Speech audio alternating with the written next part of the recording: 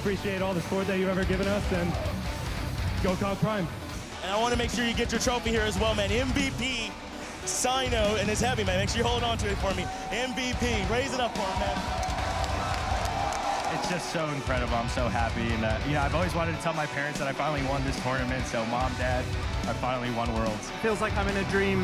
I haven't woken up yet. Hopefully, this dream never stops.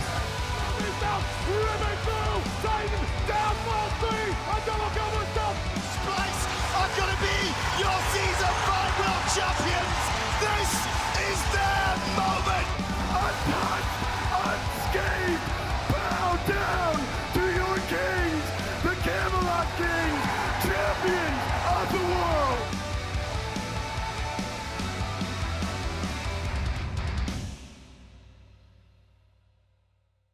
Well, it's a beautiful Sunday morning here in Alpharetta, Georgia. And of course, that means we've got some exciting Smite for you today. My name's Gormeister. That's Trelly sitting over there. And Trelly, as you can imagine, the thing I just said is true. We've got 3 sets of Smite that we are going to be tackling today. I think a lot of really good sets starting up front with this Dragons Ferryman set. But of course, I think keeping the action as we go on to the point where ordinarily, the last set today, I would have been maybe glossing over a little bit more, but after yesterday, I think we have a nice, interesting talk. We've already got 5 sets out of the way, and yet that last one, the Kings versus the Gladiators that closed out yesterday, went very differently than how we expected. Differently is a way to put it. Yeah. I think it was, at the very least, very exciting, right? Yeah. So, makes all 3 of these matchups today look super good to watch. Today, if you were wondering what we're going to be seeing, Dragons Ferrymen going to be going up against each other at first. Both of these teams took a loss yesterday, and so trying to come in, find their win. 2-1 loss for the Dragons against the Leviathans, 0-2 loss there for the Ferrymen up against the Hounds. One of them's going to come out today with a 1-1 win streak, or a 1-1 streak, I guess, this weekend. Kings and Ravens, one that I've been excited for since I saw it on the schedule, and now has a lot more implications after yesterday. The Kings taking a loss to the Gladiators. Ravens have potential to take first seed, cause some disruption over in the Order division. And then, of course, the team that beat the Kings yesterday, the Gladiators, are going to be playing a little bit later up against the Warriors. And depending on how that one goes, Trelly, we might have an answer to who is the, let's call it, quote-unquote, definitive best team in Smite right now. And I would love to know that. That just sounds I know like... that you actually, every day you come in, it's really weird how you're always just like, you kick the door down, you're like really grumpy, and you're just like, man, just wish I knew who the best team was. Why is that weird, though? I feel like that's I feel like that's something that someone in my position would want to know. You know what? Actually, fair enough. Maybe you're right. Maybe I'm the weird one for thinking it's odd. The Kings now 4-1 after yesterday. You can see the standings over there for the Warriors, 5-0. And if I remember correctly, and we were doing some mental math, depending on how things go for the Warriors, right? Assuming some wins, though, right? Because they haven't lost yet. Yep. Dragons definitely need to start scooping up their own wins if they want to chase first, and kind of preying on the Warriors' downfall if they want to change anything out. Only a couple of weeks left after today, and so it's all going to start with this first set for them. The other side, standings, at least for the Ferrymen, maybe not in the mind of trying to shoot for first. Seems like that one's going to be a little bit more of a long shot, but Yep. the way things have been, I want to say more tumultuous over there, seems like it is actually still within reach. It's just everybody else has to start doing bad, and they have to start doing well. Yeah, it just seems like both of these teams are really looking for some momentum, right? They took the loss yesterday. They want to try building that win streak up, and this would be step 1, I think, for both. So Well, it's a very important matchup. There's 2 guys, one on each team, who've been playing the game for an incredibly long time, to the point where even now they actually have a podcast together that you can watch on Wednesdays, and then, of course, catch the VODs afterward. We've got PBM and Aror standing by with Dolson for an interview. I think we've just come up with a podcast name. The Old Fellas? Are we I don't know about you're saying that. I'm not saying that. You just said Old Fellas. Do you want to name your podcast The Old Fellas? Wait, what's it called? Gore said that you both have been playing Smite for an incredibly long time, and Mike said, we're the Old Fellas. And I said, maybe that's a good podcast name. Oh, yeah, that'd be pretty good. How or are you just going to have a nameless podcast for all time? Well, right now it's named Aurora and Mike Have a Podcast. And I think there's a world where that's actually a decent podcast name. Yeah. Aurora, do you feel like you and Mike have Podcast? do you feel like you have a podcast with Mike? This is great. Yeah, I do. Do you feel like your guard is down now? I'm talking about my wedding vows. I just said I do. Mike, do you promise to sit and host and talk with Aror through all metas, good and bad, through all moments, happy and sad, through all support types, mage or guardian? Do you promise to be his podcast host for all time? I do, but also that was pretty impressive. Oh, I'm going off the head. I forgot what I said. Already. That was really good. Surely there's some actual analysis to be done here. Aror, do you feel like your guard has been let down a bit now that you're a podcast host with Mike over here? Do you feel like your mentality is I want to run at him more, or do you feel like you're going to let off right at that pivotal moment? The guards have been down the entire time. What can I say? Yeah, we're doing some hard-hitting analysis here. How about you, Mike? You got a podcast with Aror now. Does that add a layer of aggression to your play style, you think? Or are you going to, you got the sword on the throat, you're about to end the set, or are you going to stand back a bit because the guy on the other side? I'm in the process of transforming a little bit, so no more aggressive play style for me. Really? So would you attribute a lot of that to Aror? No, it's just time for change, Understood. I don't know who won the day here. Don't worry, we're not going to pan down or shift down. I don't know what all the proper terms are. Oh God. Mike's right. No, we're keeping it right here. Don't worry. We were anxious about clothing. Mike's got slides on. What do you call these? Dudes. Boots? Dudes. Those are not boots. Dudes. Dude shoes. Who's got the more comfy footwear on today? Says dude shoes is Scream's dad. She says dude shoes. We love Scream's dad. I don't know here. Fist bump. Best of luck in your matchup today. We got some real hard-hitting analysis out of this one. Fist bump each other? Yeah, fist bump each other. Oh. Knuckle touch, as Charlie would call it. Any final words for your opponent? Good luck. Have fun. Okay, thanks. Nice. This was a great one. Back to the desk to start this one off. God, you just got to love all those dudes. Also, going to give a fun fact, and Dave, I hope, doesn't get upset with me for sharing this tidbit. He would really like to officiate a wedding at some point. And yeah, he was telling me, and yeah, okay, he's nodding over to the side, so I don't feel as bad about saying that. And based on what we saw, at least for part of that interview, Trelly, I've got some faith in him. Did you get any relevant information out of it, though? Apparently those are called dude shoes Those now? are dude shoes. They got a podcast, the old fellas at Wednesdays. They just look like slip-ons to me. I don't know. I guess they're called dude shoes. If you don't have laces, they're dude shoes, and you look like Scream's dad. That's what I learned. That's the real takeaway. That's all I got from that interview, unfortunately. Or fortunately, whichever one you prefer. Man. Well, hey, Scream's going to be playing later. Maybe we have to ask him about how the shoes are working. I think actually, at least the pregame interview, I think we have lined up as Haddocks. Unfortunate. We can't ask him about Scream's dad's shoes. That might be a little weird. We'll figure it out, though, Trelly, as we get there. Right now, we still got to go through set one. You can see those guys been playing the game for a while. Everybody kind of comfortable, I think, in this. I'm wondering when those smiles are going to disappear, like when the game faces get turned on. At this point, probably picks and bans, maybe when they actually jump in, but everybody seems to be in light spirits in both booths. I would argue sometimes the game faces never get turned on, right? Yeah. It smiles all around. Whenever you talk to Paul, he never really locks in, right? It's rare to see him actually, like, gaming. yeah, it's rare to see him sweating. He's just standing there, just, it looks like doing the bare minimum, but he's always, showing up for his team, popping off. So that's the kind of gameplay I expect, regardless of what the game face says for the Styx Ferrymen. That's a two-time world champion right there. You can see the bolts on the collar. Look, Ferryman, at this point, Trelly, I'm going to try to rope this in. That interview definitely gave some different energy to the morning. Of course. Ferrymen have not been doing too well as of lately. No. And there's... we don't want to point fingers. There's definitely been some interesting games dropped from quite a few people on this team. Right. He's on the screen, so I'm going to throw him under the bus. Aror had an Opwash support game that didn't quite go what you would expect. Actually, no, it went exactly the way you would expect, actually. In my mind, it went exactly what I thought was going to happen.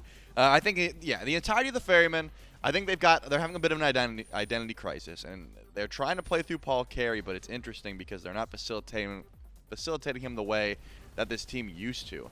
It seems like Cyno was a bit lost God pool-wise. I think he's finally starting to play some of these different style of picks that aren't just tanky warriors that are just like W key, don't do much damage, don't do much CC, a little bit of both. He's been changing it up, and I've been liking that. Unfortunately, Paul doesn't have the DPS to just hard carry this team away. I think Cyclone needs to step up in a big way. He has the mechanical skill. It's just they haven't really been able to play through the duo lane too much. It's just the team as a whole seems a bit lost. But as we said, you know, the Jade Dragons just came off a loss as well. I think both of these teams really are trying to find some new momentum here and trying to get some more wins in that column. Yeah, if I remember correctly, we were talking about it on Waiting Room earlier this week, which, by the way, you can catch on youtube.com/SmitePro. Cyno, fantasy-wise, came into or finished last week as like one of the only players that had double or single digit, right? Yeah. Like he did not get past 10 points, which is guys, I'm going to tell you, not that great, right? In the grand scheme of numbers. And so definitely need to see maybe a little more from the jungle, like you said, maybe a little more from the carries. Front line, you're going to look good if your carries look good. You're going to look bad if your team looks bad. And so yet to be seen what Aror and Baskin can do, but we've seen what they've done in the past. And so I think the other three maybe having a little weight on their shoulders to get things running. The team on the other side also ate a loss yesterday, Trelly, that kind of surprised us in the matchups. The Leviathans were able to take down the Dragons. And 2-1. Took a little while, right? First game feels pretty commanding. Game 2, a little shaky. Dragons much more, essentially in control. And then game 3 was an interesting one. But a win is a win. That is what they say. Yeah, and unfortunately for the Dragons, they were on the other side. And a loss is also a loss. A loss is also a loss. Right, so, that's where they were at. Unfortunately, I have to repeat a lot of what I was saying about the Ferrymen. You know, the Jade Dragons have games where they seem dominant and they look like they know exactly what their game plan is and they know how to execute. And in this case, a little bit lost. I'm not going to say quite as lost as the Ferrymen have looked at times, but still looking for that synergy. And I will take something away from that interview. Mike said he's looking for a less aggressive play style, which those words, PolarBearMike and less aggressive, don't really gel very well in my brain because that's just not the way he likes to play. But it looks like he's trying to turn over a new leaf. He's trying to be more supporty, I suppose, more peel oriented. And I guess when you trust your backline in its entirety, right? If you're saying, hey, I know for a fact that Dardez and Vote are gonna be able to stay alive and they're gonna pop off as long as I peel for them, they'll be okay. Then you can rest back on your laurels a bit and say, hey, I'm gonna peel. I'm not gonna initiate. Or he was just psyching out Aror, and that's not at all what he's going for. That's we're also about to see completely him possible. Walk in Circuit for the first time in ages and get like hyper aggressive. Yeah, no, it is. I was actually gonna ask because when he mentioned that, I guess I had two thoughts that went through my mind because I thought we'd see Mike and specifically LASBRA on this team, and suddenly we were going to see a change in style from maybe Vote, from Dardez. You see this team, this old Oni Warriors trio, this old SSG trio, like these guys that have stuck together, pick up their pace of game to match what Mike and maybe LASBRA are trying to bring. But if it's weird to try and say, is he telling the truth or not? Honestly, we don't know. Yep. Depending, it might be them pulling the other two back a little bit. And I'm kind of curious, in your mind, is that better or worse? Would you rather see 5 more aggressive players for the Dragons or 5, for lack of a better term, the Ravens, the Kings, like that style of players? Well, I can tell you, if you've been paying attention to SPL at all for the past, year and a half, the teams that have been in control are either extremely passive farming, playing till late game, or the complete opposite. We are just going as aggressive as possible, minute 1 to minute done. We are in your face, invading buffs, looking for those plays. And more often than not, that's the play style that I imagine here for Mike and the Jade Dragons in its entirety. So if he's trying to turn over this new play style because he thinks it works better and meshes with the squad, then they have to lean a little bit more towards late game and to a Kings-esque play style where they're looking for just team fights, they're looking for objective play. Until then, they're not overstepping their boundaries. Yeah. But I think LASBRA and PVM, again, if I'm just thinking about how they used to play Smite, early aggression, that's what suits them. Maybe that's what we're going to see. Maybe it's a new leaf for PVM. We'll find out. Picks and bans for game number 1. Now, Chelly, one interesting thing, picks and bans-wise, happened yesterday. And that is that Horus lost his 100% pick ban. Because the last 2 games of the King's Gladiator set, he was just ignored. And so unfortunate for him. He's actually below Vamana now, who I believe has only been ignored for like 1 game. And so the ban's, 50%. I think he's still one of the most banned. Yeah, 59% for this phase. And that's about all I have numbers-wise. Nothing too crazy interesting right now. Serket, that's a shot right at LASBRA. Nox banned out as well with the Guan Yu from the Ferrymen. The Dragons are looking to control some things that have caused a lot of trouble for other players and other teams in the past. Paul's Hebo banned away. Vamana and the Hell, which has been a very big support pick for Aror. So the Ferrymen take what is slowly and actually maybe quickly now gravitating towards the very top. Charlie and the Martichoras. I'm just gonna call him Marty. I hate his full name. His government name, not a big fan. Yeah, I'm big into Marty as well. Big Marty. Maybe I should start calling him the Manticore. Manticore is the first pick. Man, that feels good. Yeah, I'm gonna stick with that. The Manticore first pick feels really solid for them, especially given what we've seen. Yeah, I like Marty the mid lane menace. Unfortunately for the Ferryman, Paul. That's like the children's cartoon show on Saturday morning. Yeah, or Sunday morning, whatever you prefer. Yeah. And in this case, we know it's not going mid because Cyclone has been taking this pick more often than not, and Paul has been playing more towards those hard carry mages. The Hebo banned away from him, but I mean even the Zhang Kui we saw recently. So I'll have to see what goes through. Remember, we did speak to Aror once before earlier on, and he did say this was the year of Ganesh. And I've only seen him play it twice, but maybe he'll get more and more frequent as the game continues. Good peel, can sit in the back line, just initiate with Dharmic Pillars. A solid top here for the Styx Ferrymen, but the Jade Dragons are building up a lot of sustain already. And they've got the Aphra, they've got the Horus, and because of that, you assume that Nika's going to take the Horus over to solo, and then Mike is just going to pilot this Aphrodite. And you can't play as aggressive with Aphra. You do sort of have to sit back. You have to be linked to a hard carry or to a carry in general. And that would fit the playstyle Mike said he's going for. Now here's the question for you. And I want to see if I can catch you in a loop and I'm trying to be big brain, could just be small brain. Okay. Dardez doesn't mind playing Aphro. Is this something you could see going mid in this day and age, or does it just not?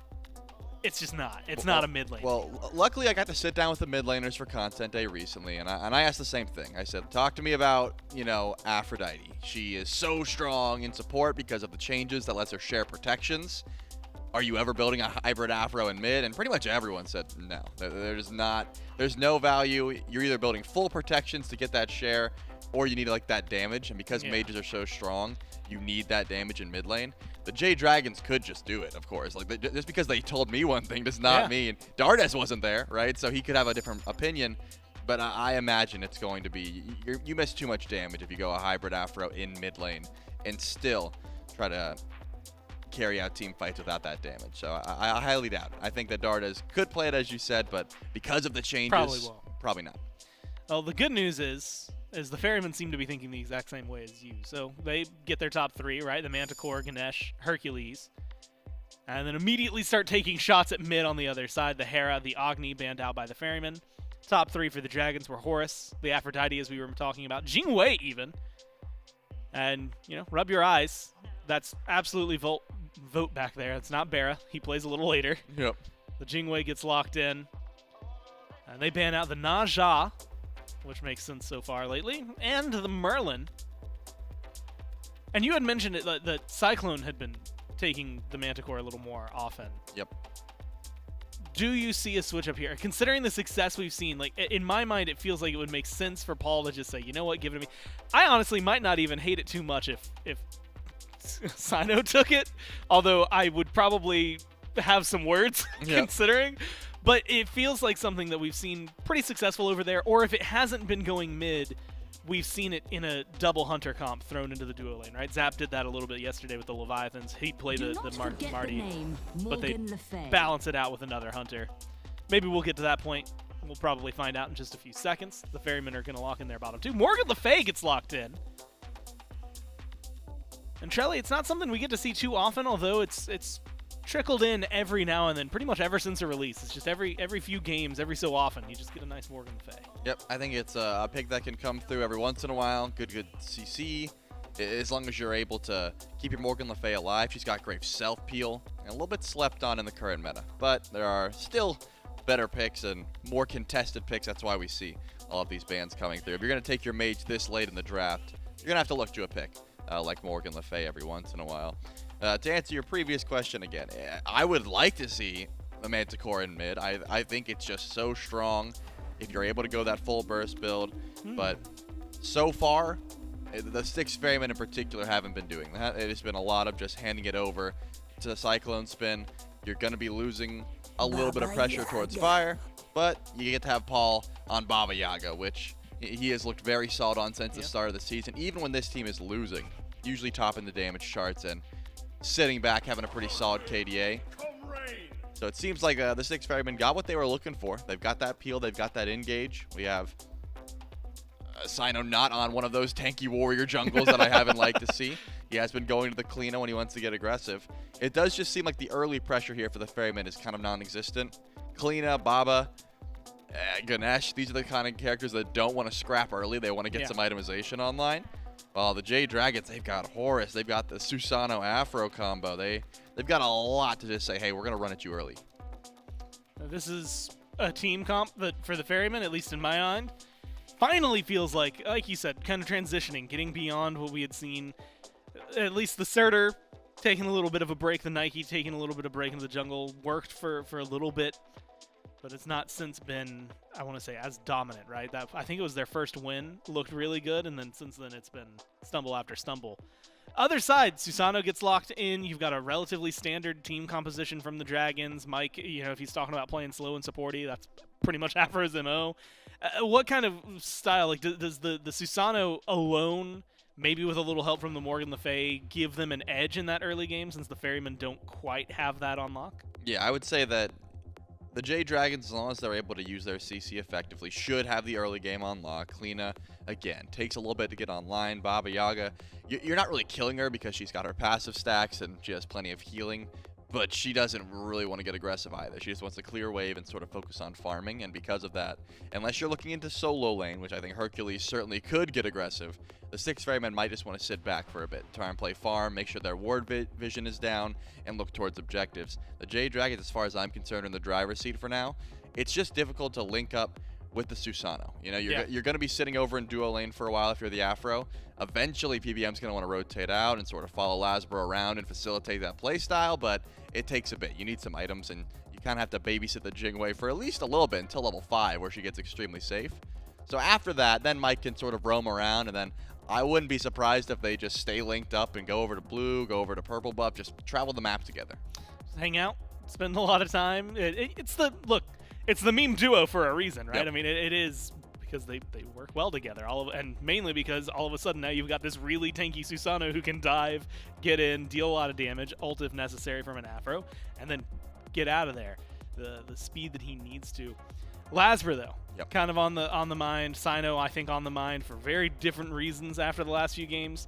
Jungle is where I'm keeping my eyes. I think it's where you should keep your eyes as well, but they should also be glued to the screen because it's time for game number 1. We got Dave and Mifflin to take you through it. That's right. Let's kick off this Sunday in SMITE Pro League action with Jade Dragons against the Styx Ferrymen. We got a lot of great information from that pregame interview, Miff, and I'm not sure if you listened to it, but I didn't.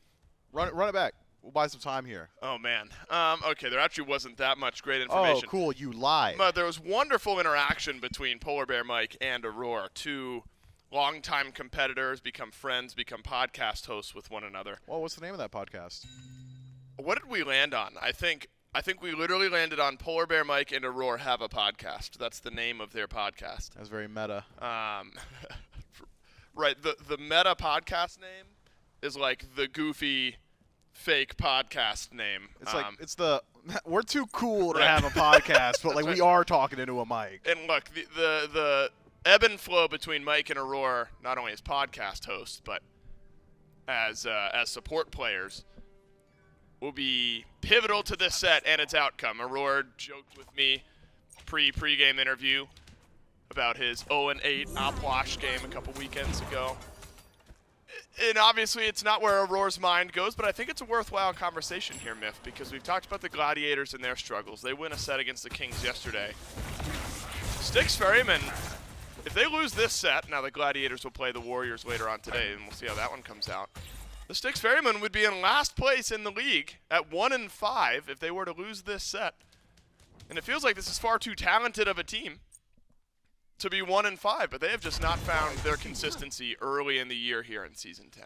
I agree, and it's always surprising, but it has become a trend now with Auror Paul teams, right, where the first phase or the regular season, maybe not where they find the majority of their success, but it's almost just taken for granted that they're going to have a phenomenal LAN performance at a Masters or a Worlds or something like that. So I personally would love to see them be a bit more competitive in the regular season.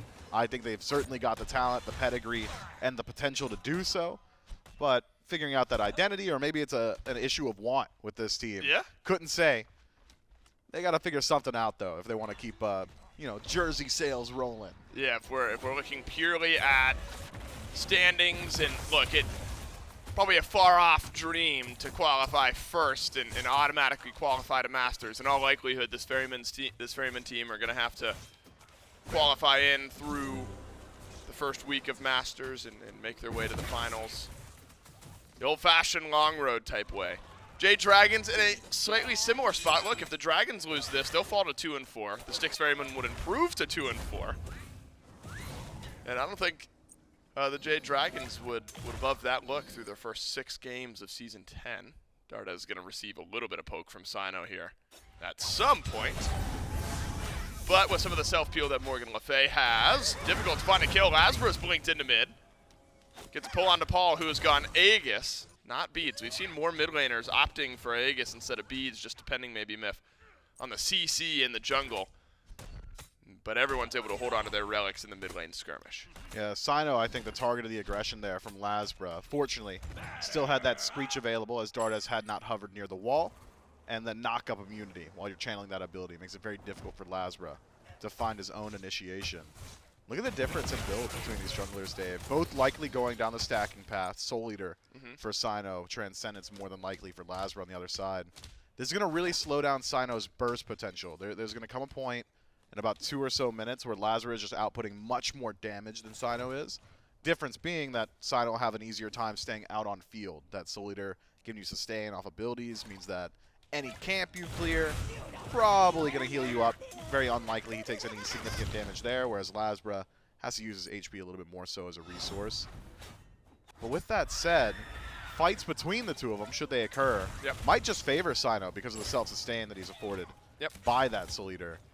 Could be that LASBRA just avoids that situation entirely. If there's always going to be a resource, I suppose, in favor of Cyno, not a whole lot of reason for you to try and poke him out. Instead, maybe rotate towards Paul or try and catch CycloneSpin, especially pre-5. Feels like Marty. Just so easy to jump on. Wonder if CycloneSpin, because we've seen a lot of the Marty builds we've seen in the last couple of days been Transcendence into Soul Eater, double stacking, maybe later in the game once those items are stacked up. Really swinging.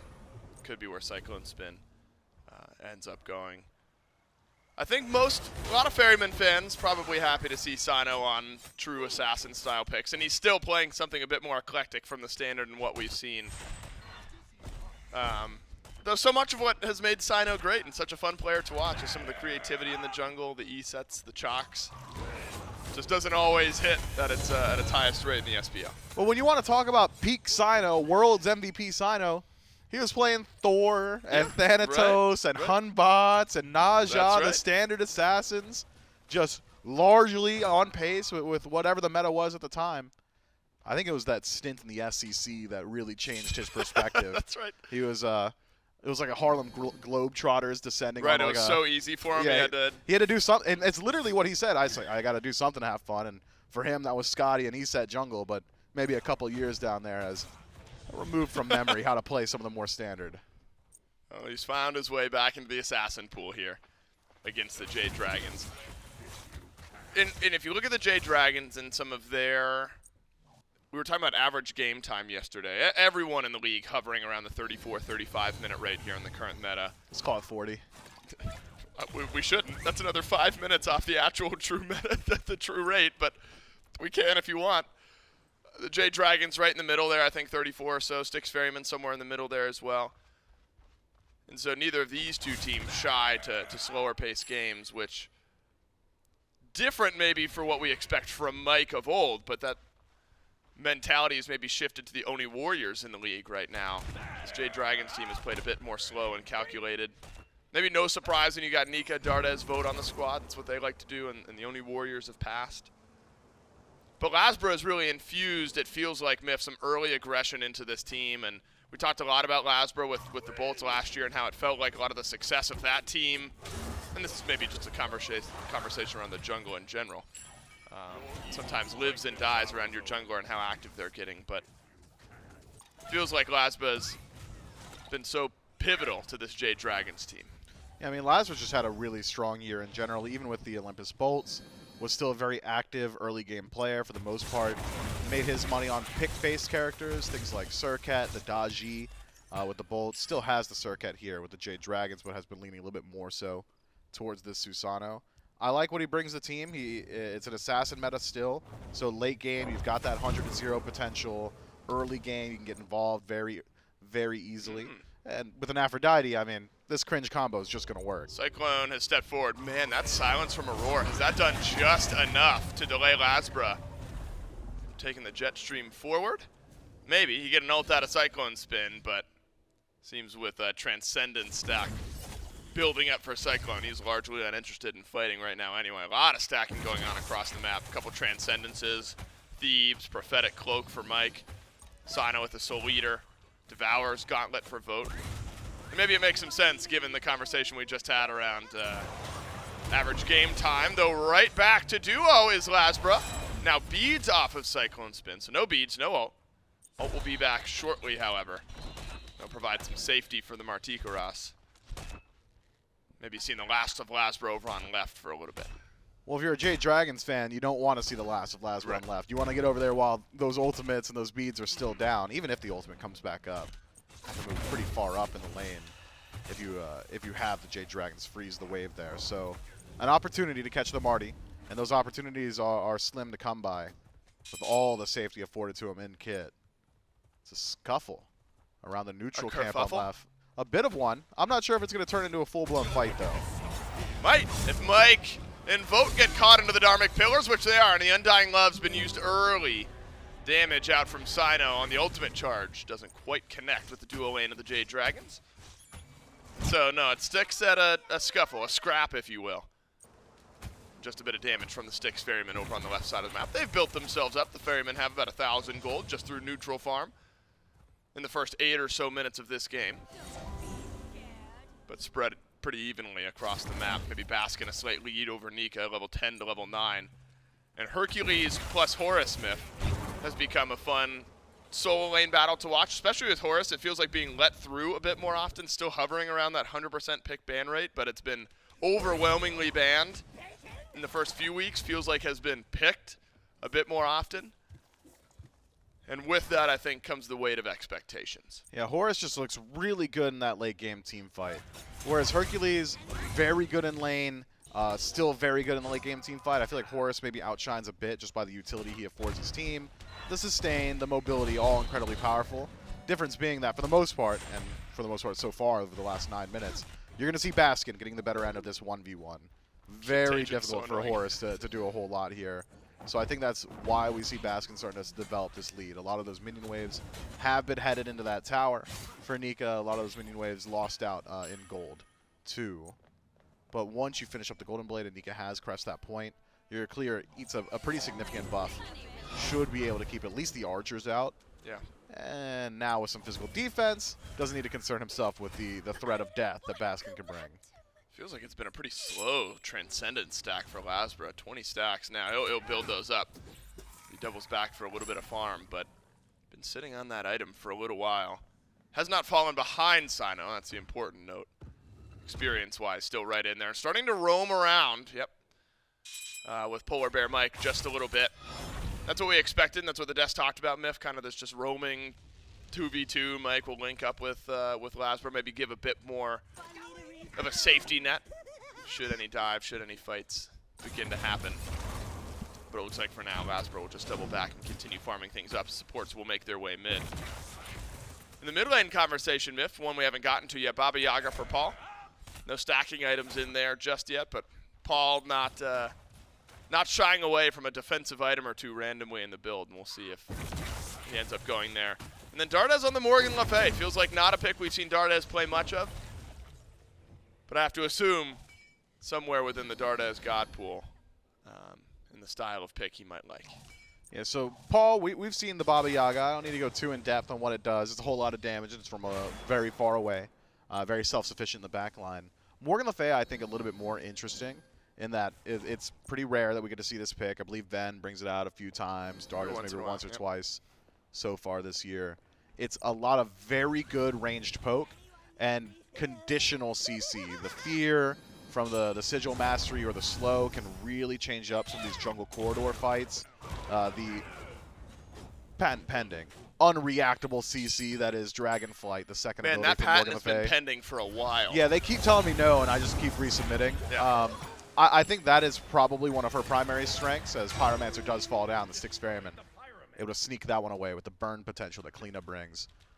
But the concern is with Dragonflight is that if there are knock-up immune targets on the other side, so long as they're playing smart, it's going to be really hard to self-heal, and that's exactly what Cyno does. Gold Fury is pulled by the Dragons, but it's taken by the Styx Ferrymen. A disaster for the Dragons early, and it could get worse if Cyno finds a kill, which he does. The vote goes up and over thanks to the airstrike. And he'll trade back 1-for-1 in the kills, and really a very quiet first 11 minutes of this game, but Vote walks face first into a stun and some damage from CycloneSpin. It's been a wonderful last couple of minutes for the Styx Ferrymen. They get Pyro, they steal Gold Fury, a couple kills, and suddenly their gold lead is tripled. I mean, that is as awful as it could get for the Jade Dragons. Coin toss on the objective. Looked to me like they were just slightly too early on their confirmation, and the Styx Ferrymen able to take that one away. The TP in from Nika, I believe, is what emboldens Vote to continue stepping forward. Need to grab something. We just lost Pyro. We just lost gold. We need to mitigate loss. Let's try and chase out the fight. Cyclone doesn't have ultimate. We'll see what we can do. You're walking directly into a Marty. Marty does a whole lot of damage even this early in the game, so 80% of Vote's HP bar lost immediately. And from there, simple for the Styx Ferrymen to disengage. The Jade Dragons, that's a tough one. And that's one of the concerns of taking a slow pace like we've seen. If the first fight happens 10 minutes in around objectives and it goes as poorly as it did there, it can start to feel like the entire game begins to slip away from you. We'll see, though. The Styx Ferrymen are a team that like to take it slow.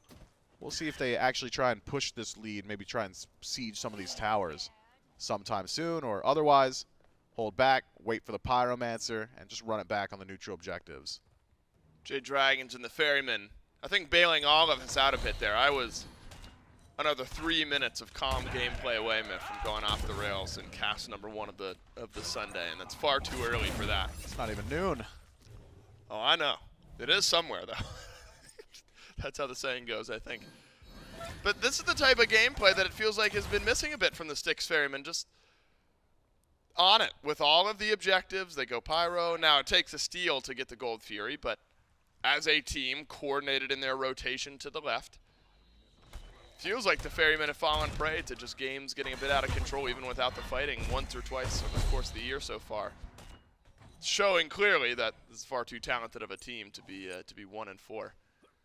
Giving themselves a really good look at a mid-game now in game number 1. Stacking will continue up, and I'm spot on it. Paul does go defensive, Myth. The prophetic cloak on the Baba Yaga.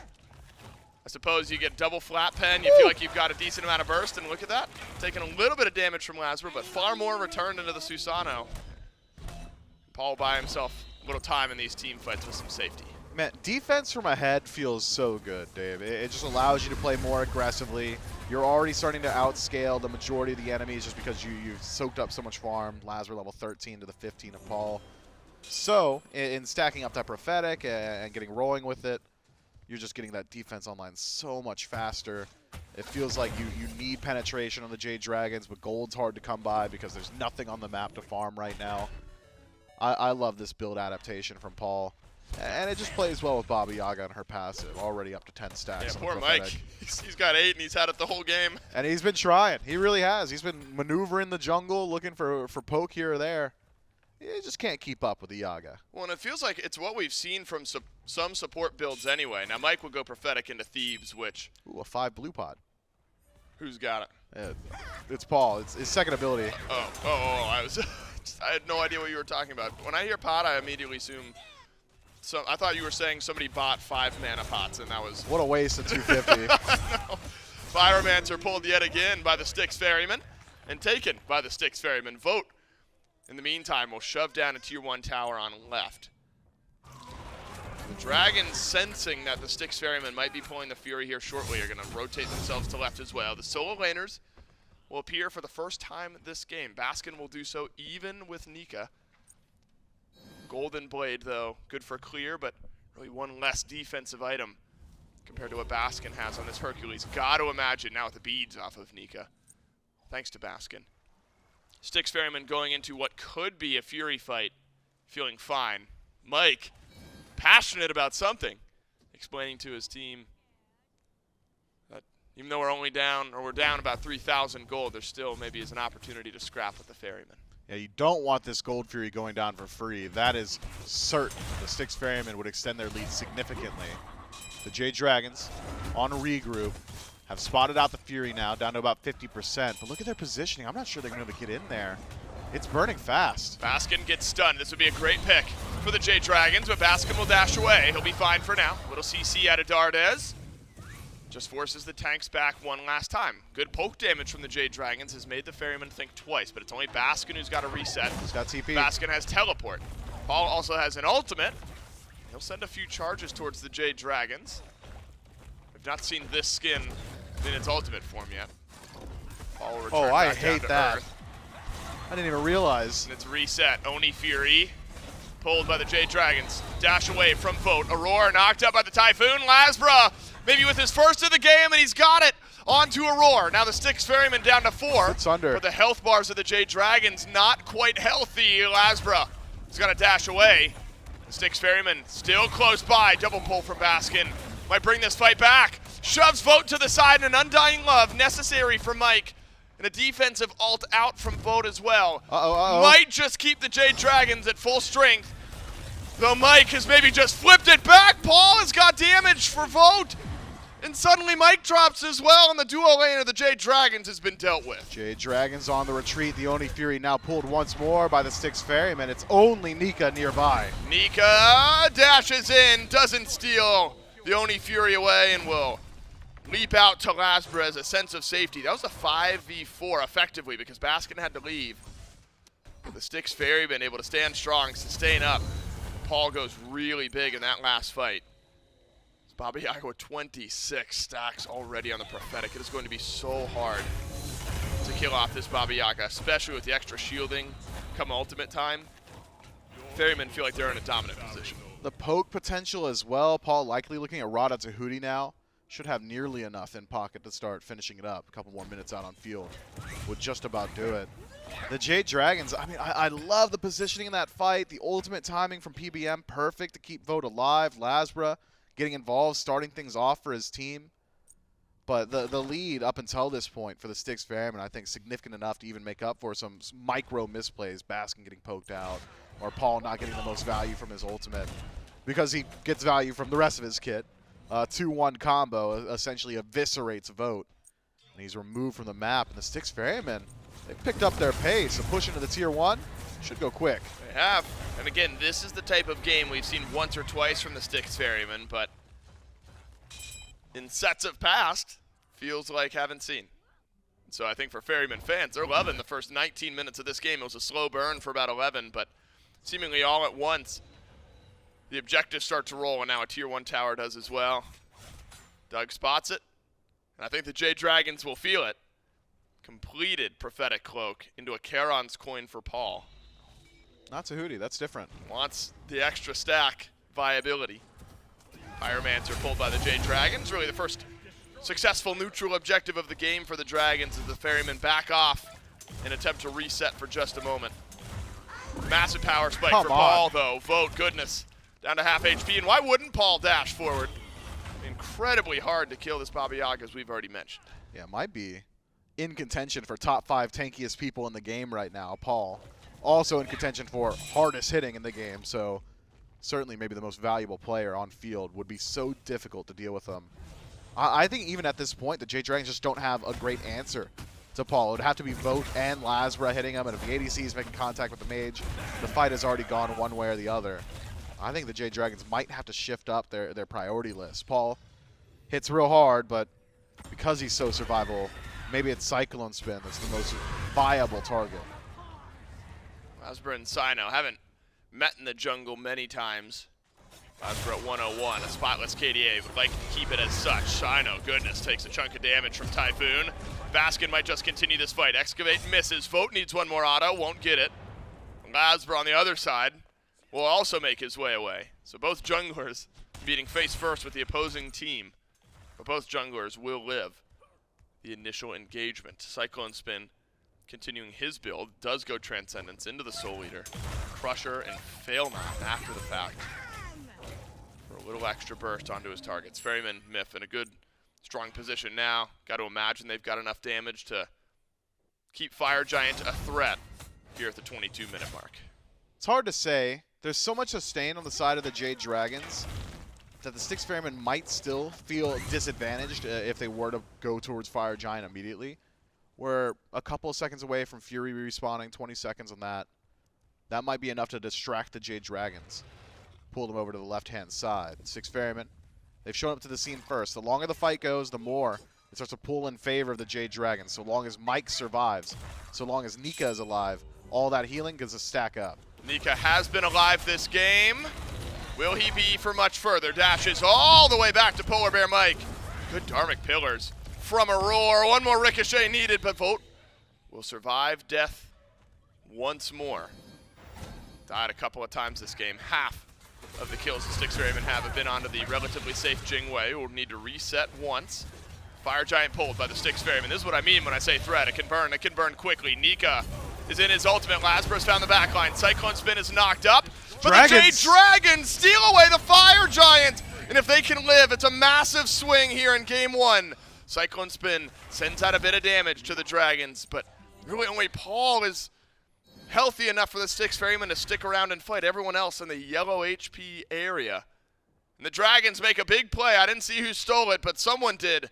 And the Dragons able to maintain FG on 4, and they only lose Laz. It's LASBRA who sends the Typhoon into the back line that buys the space for the Jade Dragons to move forward, and it desyncs the damage, the burst potential for the Styx Ferrymen, sealing away the objective. Gold free immediately afterward. The Jade Dragons turning this game on its head. Still 2,000 of a buffer for the Styx Ferrymen up until this point, but it's going to be a while until we see them push up. I don't think this gold lead extends in favor of the Ferrymen. Similarly, it could be a while until the Jade Dragons feel confident enough to start sieging themselves. I had thought we'd see them start on the right side of the map, go through the easiest tower, the tier 1, and collect what's left. Instead, that's a left side grouping from the Jade Dragons, perhaps a response to the Styx Ferrymen and their pressure there. I'd like to see the Dragons try and take out a couple of these structures. I think it is unlikely that they move in towards a Phoenix. The Styx Ferrymen very good on defense here. You've got a standard mage from Baba Yaga. Cyno is playing Cliodhna, and that's a style of assassin that doesn't necessarily fall off like most assassins do. Come Phoenix Siege, come Phoenix Defense, the ability to keep minion waves out or create persistent damage fields makes it very difficult to maneuver in engagements like that. This might just be the best the Jade Dragons could hope for. Just a tier 1, maybe a tier 2, a Pyromancer here or there. Close up that gold gap and give themselves a better shot at the next Fire Giant, a more even state. Man, what a difference just one Fire Giant steal makes. And I feel like we've seen that a few times already this year. Our team has a pretty commanding lead, 4,000 or 5,000 gold. Fire Giant gets slipped away because of a coin toss. And then the game is essentially reset. And it makes it feel like all the lead that got built up by the leading team didn't really mean much. So that'd be tough for the Styx Ferrymen. You end up losing game 1 on what was a coin flip FG, and a great dive from LASBRA. Runic Bomb advantage also there for the Dragons if there's an opening for a push. Dragons can make quick work of the Styx Ferrymen side of the map. That said, in the last fight does not feel like we got to see what Paul is able to do. Things like this. Did not see what CycloneSpin is able to do. LASBRA in his dive was so effective that it limited so much of what the carries want to do from the Styx Ferrymen. Paul starting to chunk some of the squishier targets on the Jade Dragon side of the map. And that's where CycloneSpin can do some work as well.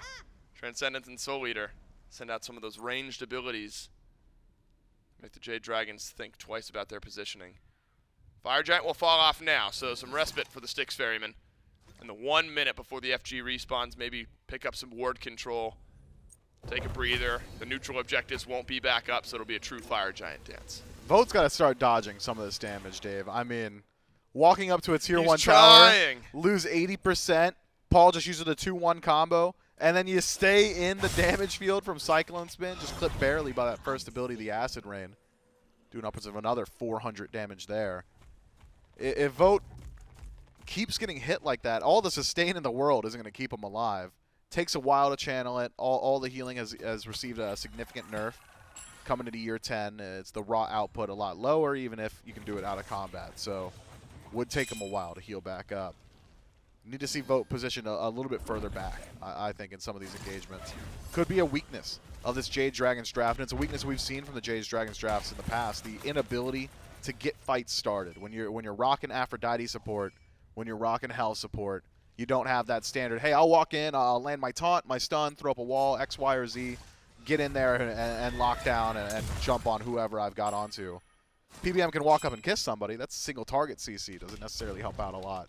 Nika, similarly, single target CC. So if we're going to see a standard age-old SMITE initiation, it's really just up to LASBRA for the Jade Dragons, which is why I think this counterpunch style that the Dragons have devised around the Fire Giant, the previous Fire Giant, probably the best they can do. Wait for the Styx Ferrymen to move first, then play around them as opposed to try and force your own game. Game is officially even as the Fire Giant respawns, despite the Styx Ferrymen being in the commanding position. It was the steal and then the fight after from the Dragons. Some pressure built up, but it was more of a stall factor over the last 4 or 5 minutes of this game. Styx Ferrymen will hope to be in a more commanding position around this FG. And again, it's the reset where you're able to poke out with Paul, poke out Nika potentially, but Vote's able to get back into this fight pretty quickly. Nika can use Two the Skies to get back into the fight somewhat quickly, so not only sustain with Mike and Nika, but reset potential, even if Vote gets heavily chunked down. Styx Ferrymen have to be intentional and quick with their decision making. Plenty of patches of grass around this jungle the Jade Dragons will have to be mindful of. There's going to be a Primal Fury on the map, something that both teams have to be mindful of. But you're not going to want to hover over on that side of the map, not when a Fire Giant can be considered. The Ferrymen begin their burn. Where's LASBRA? Way behind the Styx Ferrymen, just searching for his opportunity. Not the best ward coverage on this side of the jungle either. I'm sure the Styx Ferrymen have some idea that LASBRA's rotated in behind their team, but not knowing exactly where. Now, for sure, they know LASBRA's on the left side of mid, thanks to Cyno. Fire Giant reconsidered. The Pyromancer's up, an easier objective, one that's less impactful should you lose it. It's down to half. Baskin, he's been initiated on. He'll dash away. CycloneSpin knocked up, but moves forward into the fight. Cyno lurking in the walls. Terrifying thought. Jade Dragons agree, but a little bit of poke damage resets the fight. Baskin's teleported behind the dragon, shoves Nika right back in front of the Styx Ferrymen, and an Undying Love used from PolarBearMike. So much damage so quickly from the Styx Ferrymen. The Jade Dragons cannot stick around, have got to reset themselves and heal up a bit. A significant resource off of Baskin. You get the teleport early, but don't catch him on the way back in. Able to force Nika back into that team fight. But it's the Jade Dragons who have still maintained the defensive positioning around the Fire Giant pit. Vote able to reset that Jingwei passive, as you brought up just a moment ago. God, I'm so smart. It feels like both teams really stagnating in the team fight, trying to figure out how exactly they want to start things up. Which frontliner is going to get CC'd and poked seems to be the question. Baskin just had to use his teleport, doesn't have it for a minute or so. So he'll reset, but won't be able to just teleport back into the fight like he was a moment ago. He runs fast, though. He's got Mail of Renewal. Regrowth, excuse me. I get those two mixed up all the time. Is a speedy boy. You're right. There's a lot of mail and healing things going on. But for the Styx Ferrymen, they won't feel the impact of their solo laner having to reset. Jade Dragons won't immediately pull the Fire Giant. Both teams will have secure potential, but it's only the 2 runic bombs for the Jade Dragons. It could make a difference. Fire Giant's enhanced. Is enhanced. We've reached that point. It's not often, actually. We did see the 1 FG, but it was a steal from the Dragons. They didn't do much on the back end of it, so. They got a Fury and a Pyro. That's right. Haven't seen the impactful Fire Giant. I guess that's not fair of me to say. They completely reset the gold lead, so they did a lot off of it, but maybe not as far as team fighting, map dominance. Nika dashes forward. He'll CC out some of the Styx Ferrymen and excavate through from Baskin. Separates the fight. Firebolts chasing down the Jade Dragons. Paul steps forward. Why wouldn't he? He's got plenty of damage. He's tanky enough, and the Dragons can't compete. Man, Mike forced to use that undying love to peel out for his ally. Does not have it for himself. Caught between a rock and a hard place. Dharmic Pillars and the damage from Paul. It would have knocked him down.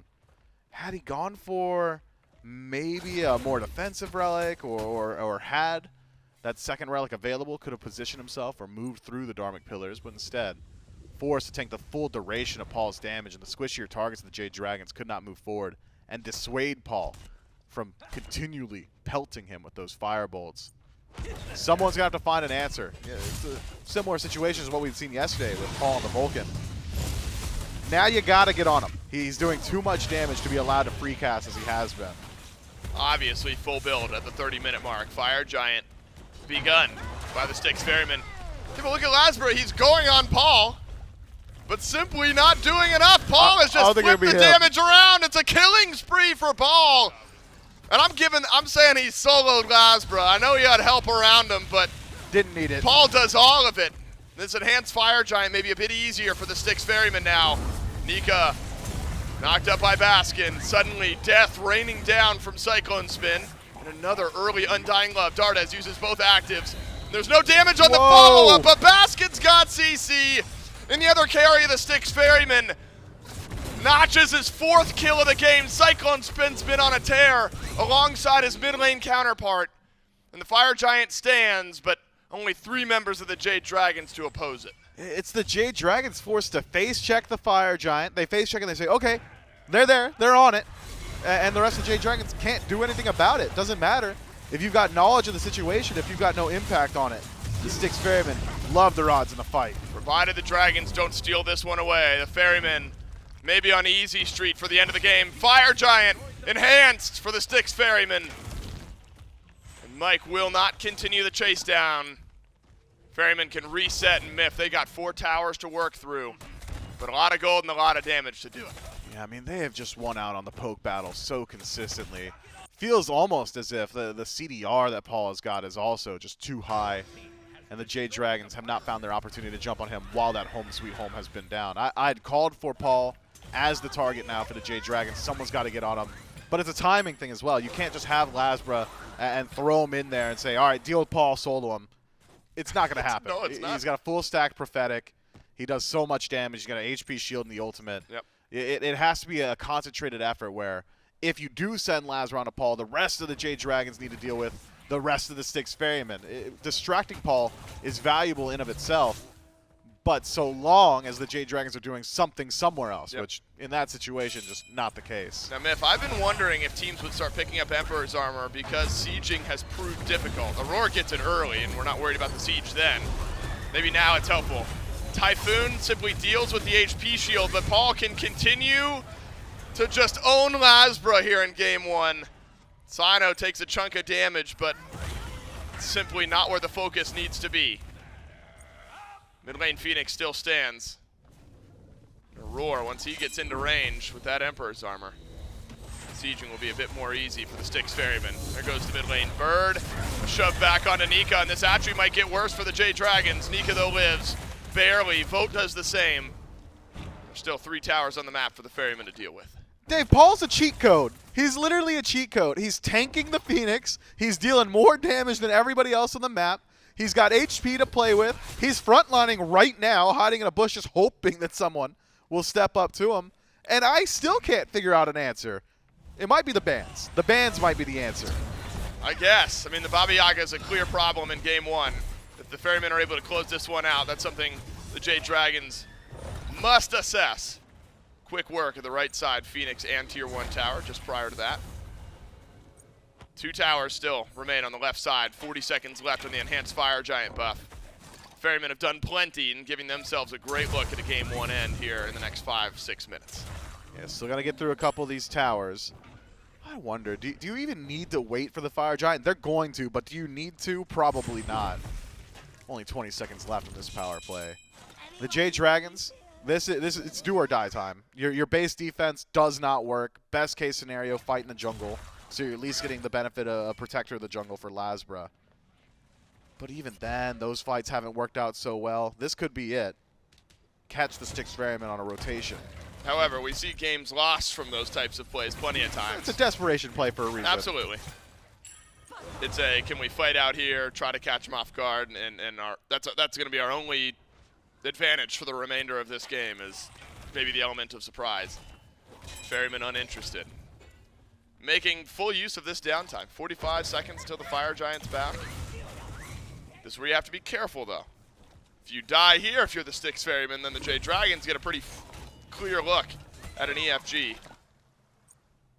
Maybe continuing the siege. But we'll likely end up just thinking twice about it unless one of the Jade Dragons overextends. If it's going to be anybody from the Dragons, it likely will be LASBRA and Mike, who are hovering on the edge of this fight. But I think you're right, Styx Ferrymen, they've bought their time and they've controlled the positioning of the Jade Dragons. Even in just pushing that tier 2, you now know that you've got a clear path to walk to the Enhanced Fire Giant without having a gank coming your way or anything like that. So the Jade Dragons forced to respond on left, have their positioning controlled. The Styx Ferrymen take the tier 1, take the tier 2, expose the last remaining bird. They've grabbed themselves a pretty easy Fire Giant, it would seem. Jade Dragons, even if they want to defend, they're out of range now. This one's going to go down absolutely for free. So it's base defense time. Yep. Last one didn't go so good.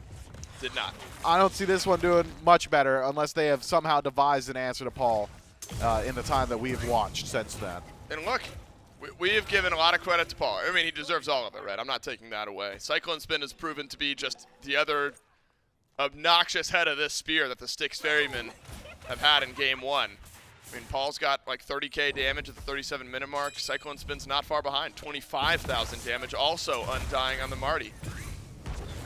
I mean, we're trying to dive a Baba Yaga, but Miff, your point I think is apt. All right, if we're gonna try to dive Paul, somebody's got to deal with the rest of the Ferrymen, and right now that's CycloneSpin, who's 403, full build on a Marty. He's poking out just as heavily. Could prove helpful under the left side.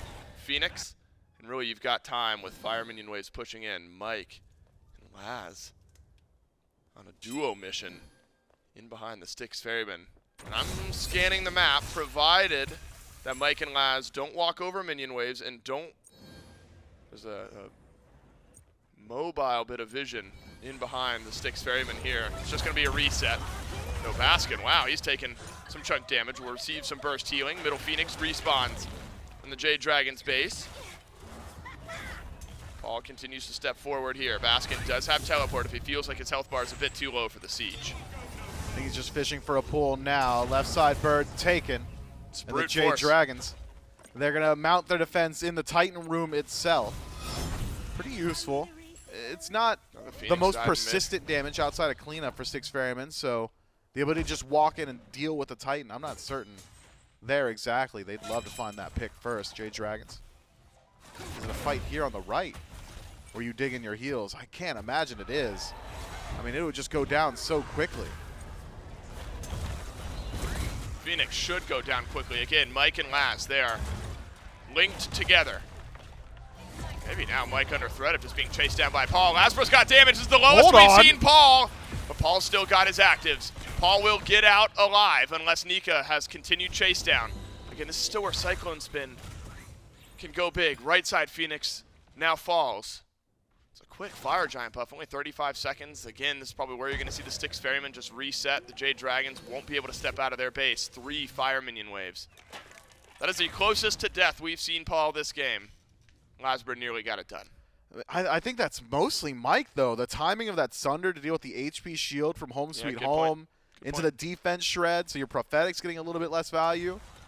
and the facilitation of the Undying Love to make sure that LASBRA feels confident enough to dedicate time and space to trying to deal with Paul while simultaneously maintaining his own life. That is your answer, I think. If LASBRA and PBM can stick together and PBM has his Sunder, there is threat to Paul. The Styx Ferrymen haven't been spending a whole lot of time trying to keep Paul alive, though. He's been doing a great job of it himself. So now it's on the Styx Ferrymen to find their own adaptation. How do we prevent that from happening? Who do we send at Mike? Who do we send at LASBRA to keep them away? I think Baskin would be a pretty decent answer. Aror as well.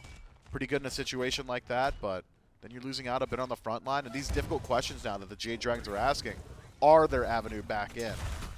How many times have we seen games won from a far behind position where a team just delays and they're able to win one clean team fight on defense when they've also reached full build? I mean, it's an absolute threat right now. Everyone on the Jade Dragons except for Mike, who's got a tier 2, either Obshard or Magus, is full build. Damage will flow from either side. It's the map state that's now the massive advantage for the Styx Ferrymen. But if the Jade Dragons play around it effectively, I mean, we've got a chance of just winning one fight and ending the game. Also, this is the Marty skin that was on SMITE. That completely tripped all of us up. Now we can see it actually in-game. First time. Still feeling a little salty about that one. Cyno has played second fiddle, it feels like, this game. This is a collapse from the Styx Ferrymen. Jade Dragons overextend on right. Paul has not been sundered, but Dardez has been dealt with. But so has Aror on the other side. Are the Styx Ferrymen worried about it? Appears no. Vote, Mike, poked. Nika, shredded. Baskin nearly gets a pullback. Oh man, the Titan has just taken so much damage from the fire minions. But Vote has gotten a kill on a Cyno. The Styx Ferrymen got a double back. The Jade Dragons have done enough to defend their base for now. Man, if Paul still had ultimate walking in there, home sweet home would have been it. So I think the decision-making from Nika to reinitiate with that fracture, buy time for the rest of his team to disengage while also keeping those minion waves at bay, might have been the split-second decision-making that keeps the game alive here for the Jade Dragons. Map state was the only advantage for Styx Ferrymen. I'm thinking map state might look a little better here in a couple of seconds. Left and mid-Phoenix already on the mend, so long as they could deal with those minion waves.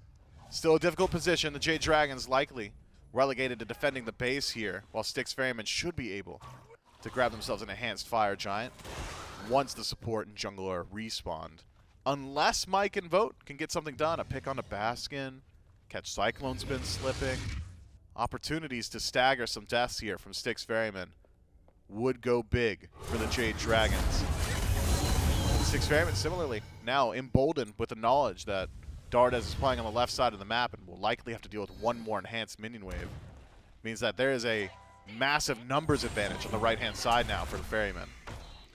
Well, it's the ebb and flow of the current meta that we've seen. The team that is ahead can siege up the Phoenixes, but as long as the team that is behind can delay, they will eventually reach the 40 or so minute mark.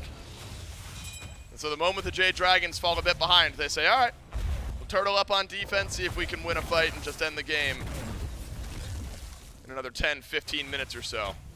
That said, Jade Dragons, all 3 Phoenixes back. One more fire minion wave on right, no more on left, no more on mid. They've defended from 3 Phoenixes down. Now the game becomes a coin flip. Who can poke better? Who can team fight better? Styx Ferrymen have dominated the team fights. The first 30 minutes of this game, things have slowed down in the last 15, but the Jade Dragons done enough. That's the question. Vote can swing, but haven't been able to see it. Been dove and poked too heavily. Fire Giant goes to the Styx Ferrymen.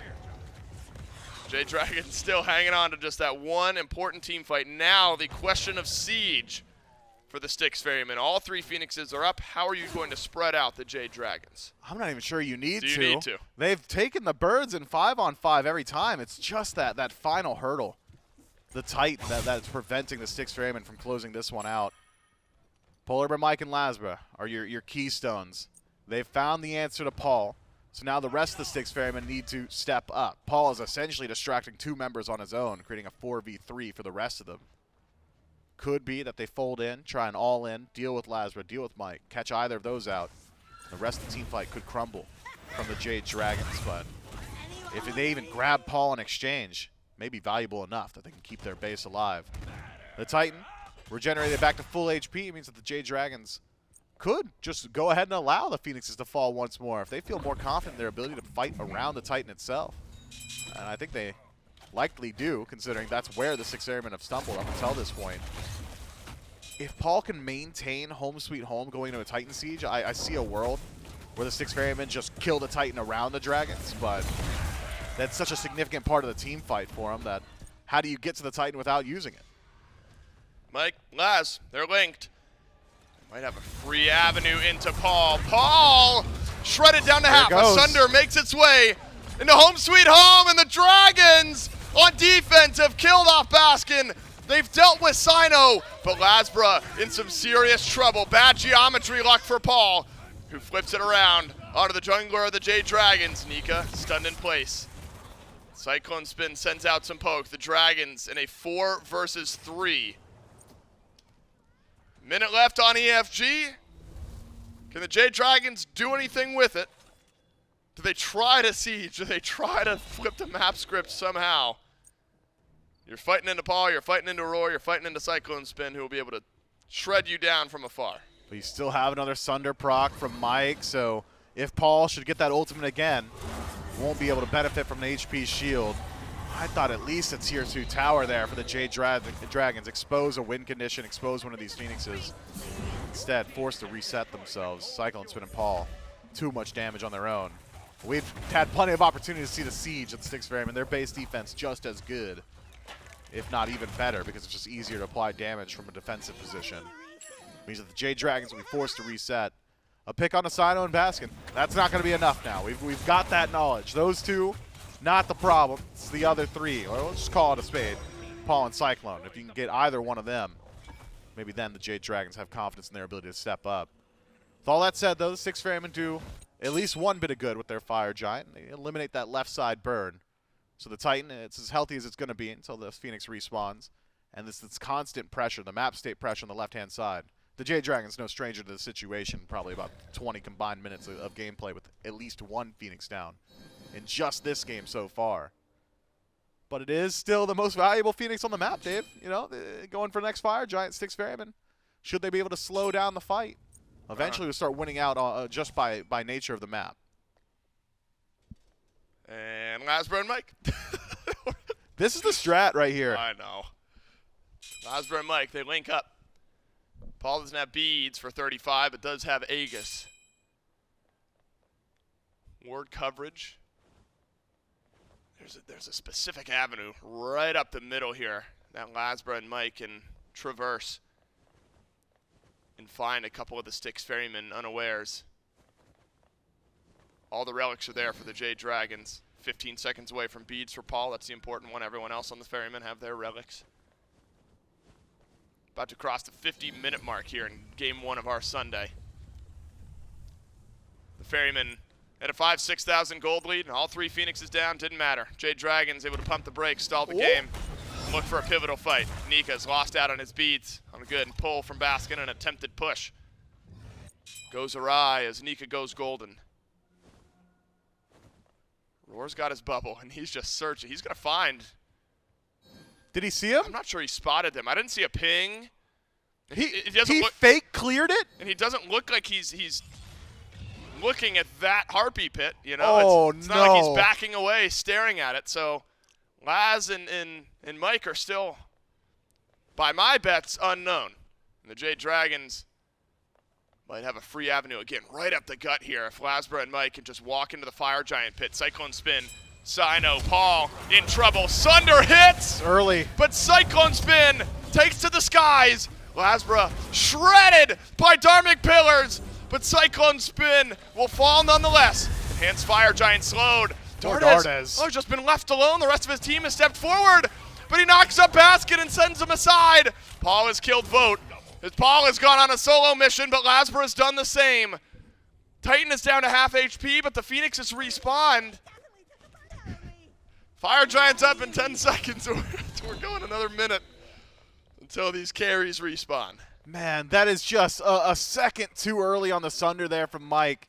The Splash Thunder had it connected with Paul through the HP shield. Paul likely dies, and it's a Jade Dragons dub, but Baskin on his own, CycloneSpin, not enough for the Jade Dragons to continue pushing forward, and Vote losing that 1v1 up against Paul just keeps this game at a stalemate. Hunter's off the map, means objectives can't happen. Maybe they still can. 4 versus 3, 20 seconds on the nearest respawn. This is the best look at a Fire Giant that Jade Dragons have had, and it's come at the 50-minute mark. And they're on it. Jade Dragons are... You gotta be worried about the steal, though. You don't know where Cyno's coming from. This is slow, but I guess Nika and Dardez are going to try to work down the EFG. CycloneSpin is going to be up before Vote, but Vote and Baskin will be dead for the same amount of time. Oh, goodness from Paul. PolarBearMike does not want to use the Undying Love, not just yet. All right, try again. Won't have to. And that'll fully delay out the EFG for the Jade Dragons at least. The Styx Ferrymen now, the team who will pull the big objective. Phoenix is fully respawned for the Jade Dragons. Titan back up to full HP. So the Fire Minion waves, their efforts were fruitless. Mike, Laz, once again, will rotate behind the Styx Ferrymen. CycloneSpin just immediately to the sky. Man, Typhoon just didn't get the value this time that the Jade Dragons have needed. PolarBearMike dealt with by CycloneSpin. That's got to be an opening now. But LASBRA's gone back in. So is Nika. Baskin tossed aside by Dardez. And it's a double kill for CycloneSpin. Vote with the airstrike aggressively into the back line. Cyno has cleaned up the dual lane of the Jade Dragons. Paul will end this game at 7-0. A triple kill for Cyclone. And at 52 minutes, the Ferrymen finally take game 1. CycloneSpin said, look at me. You can do all you want to Paul, but there's still a Marty in your back line, and he's still free casting. That has, second fiddle no more for CycloneSpin. Clearly a massive threat on map, and the Styx Ferrymen, after a grueling, nearly hour-long battle, able to close this one out. It took 15 attempted Titan sieges, maybe 6 or 7 Fire Giants, but finally, a team crowned victorious in the first game of this best of 3. In our first best of 3 here on this Sunday. Goodness, look, the Styx Ferrymen, think back to that Fire Giant steal from the Jade Dragons, if you can, with me. You gotta give me a timer. 30 minutes ago. Oh, man. 30 minutes ago, we saw the Fire Giant steal from the Jade Dragons, and Miff, you're wondering if that, I mean, look, these games end up getting delayed anyway, but I do think that pumps an extra few breaks on this matchup. It's a 6,000 gold lead or so that goes up in smoke for the Styx Ferrymen. That's when it was. That's right. Remember, and they've essentially got to rebuild the rest of their lead.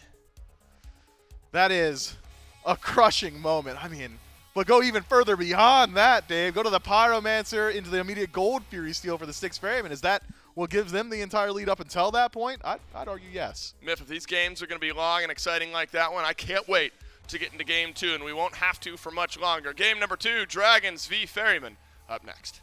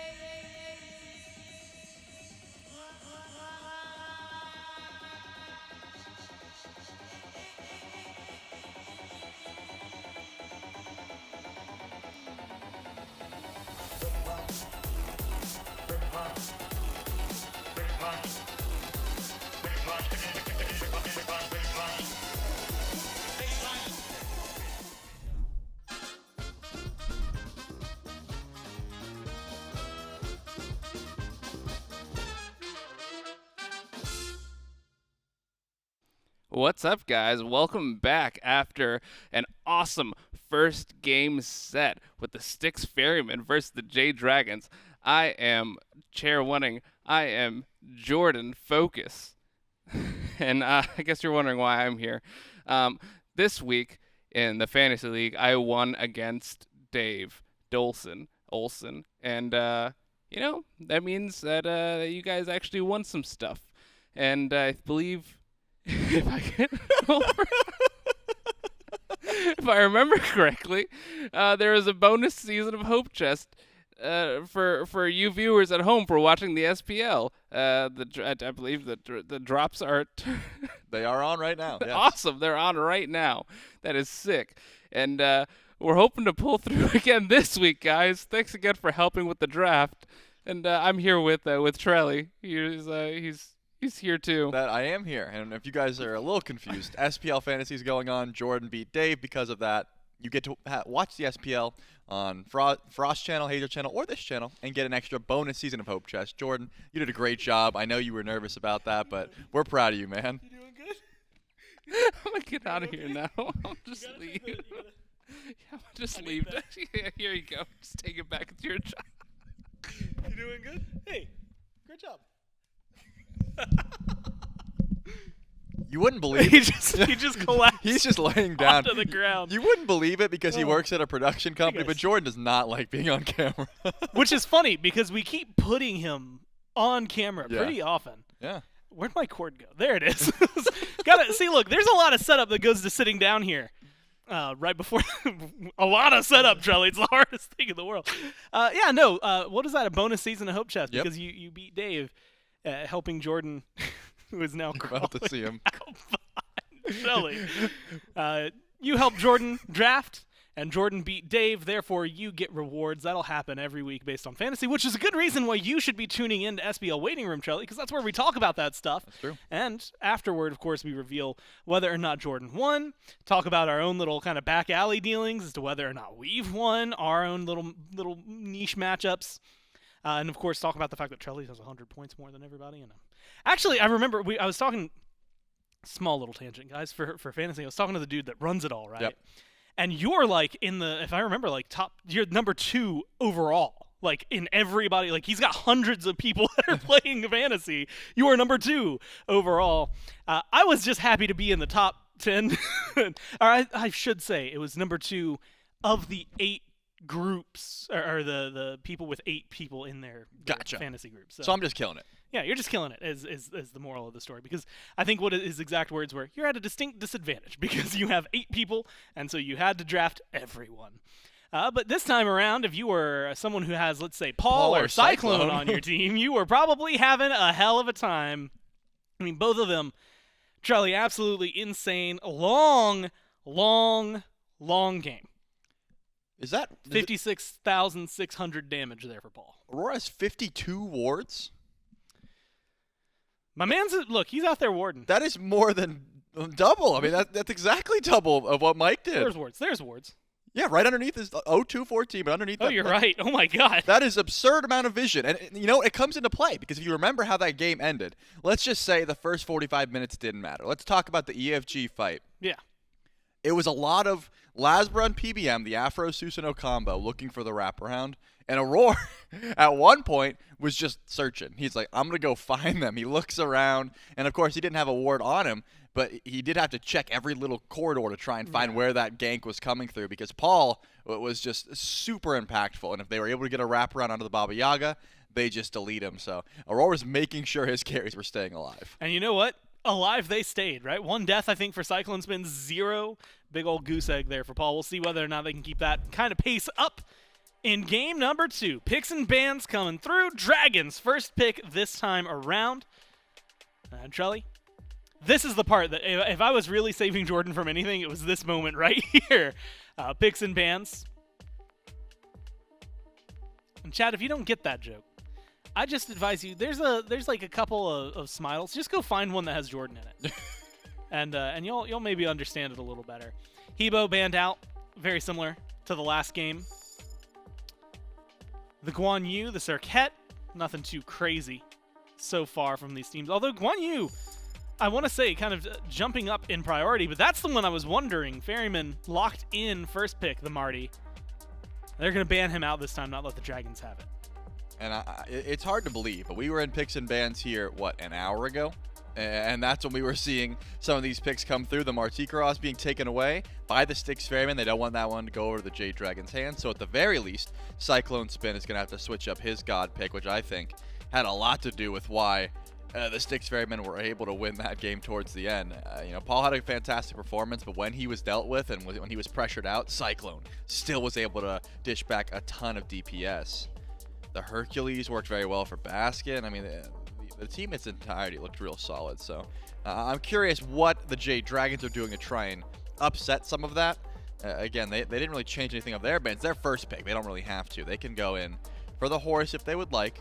They can go Nika back towards it. I think it was fine. This doesn't really scream to me a pick that Nika loves to go to. I mean, he would rather be getting his hands dirty, getting a little bit more active. Horus, unfortunately, has to play a little bit safer. The hell, though, is the call here for the Jade Dragons. Trade out one healer, pick up another.